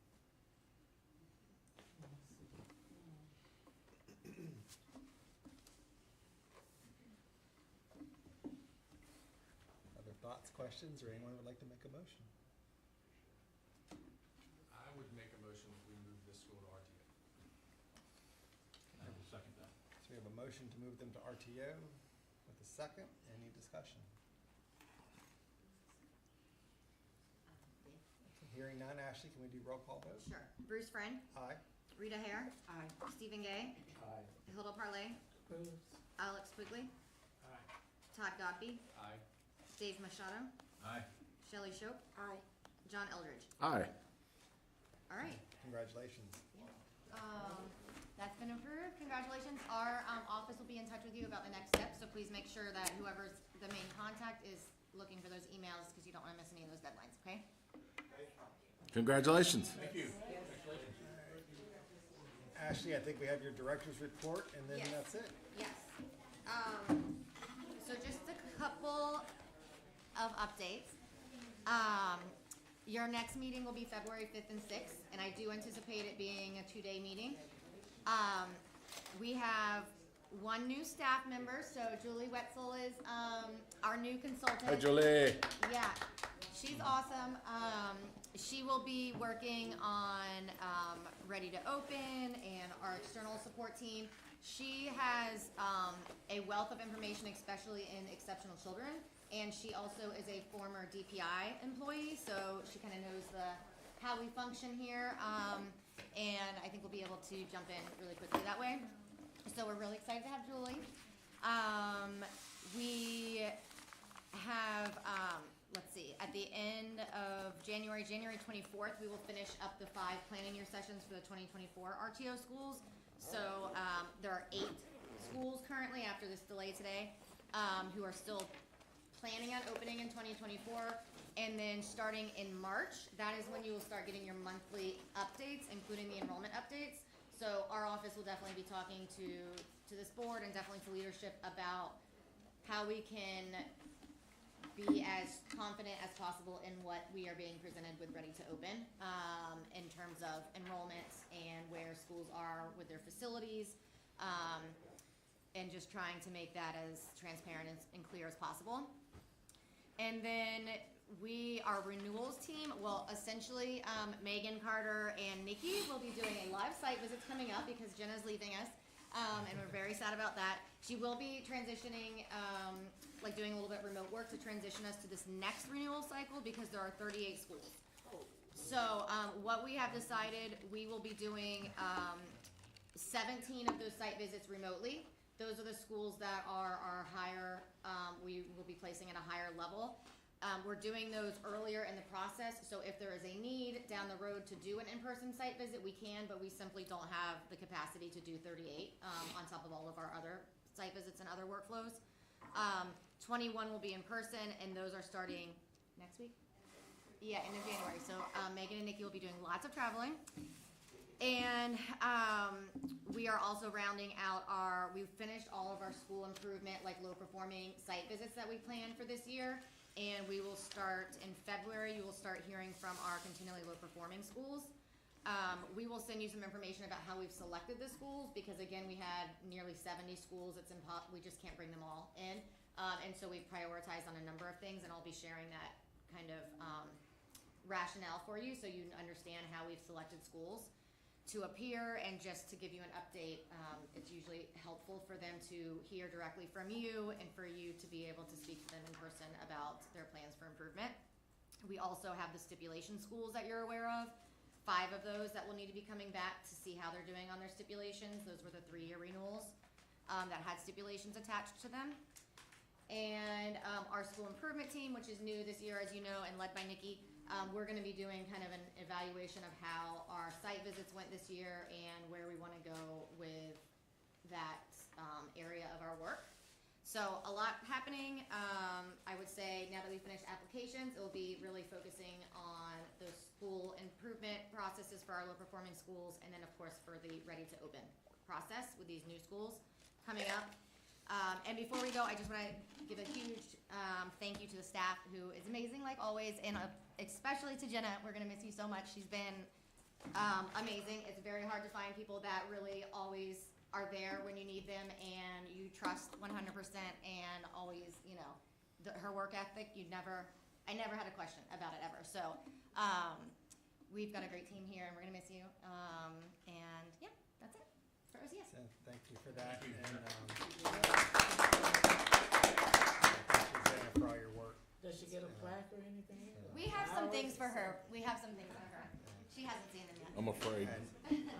Just as a reminder, I'll be sending you, I'll try to get out to you today, the proposed recommended changes for renewals that we received, and I'll ask you for your feedback on that.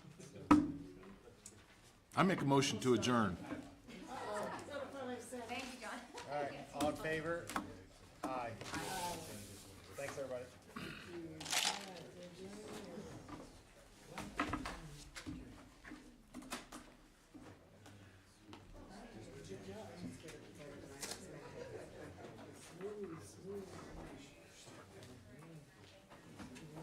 Thanks for the exam, bud. Yeah, man, I appreciate it. Yeah, thank you. I'll see you all next time. All right.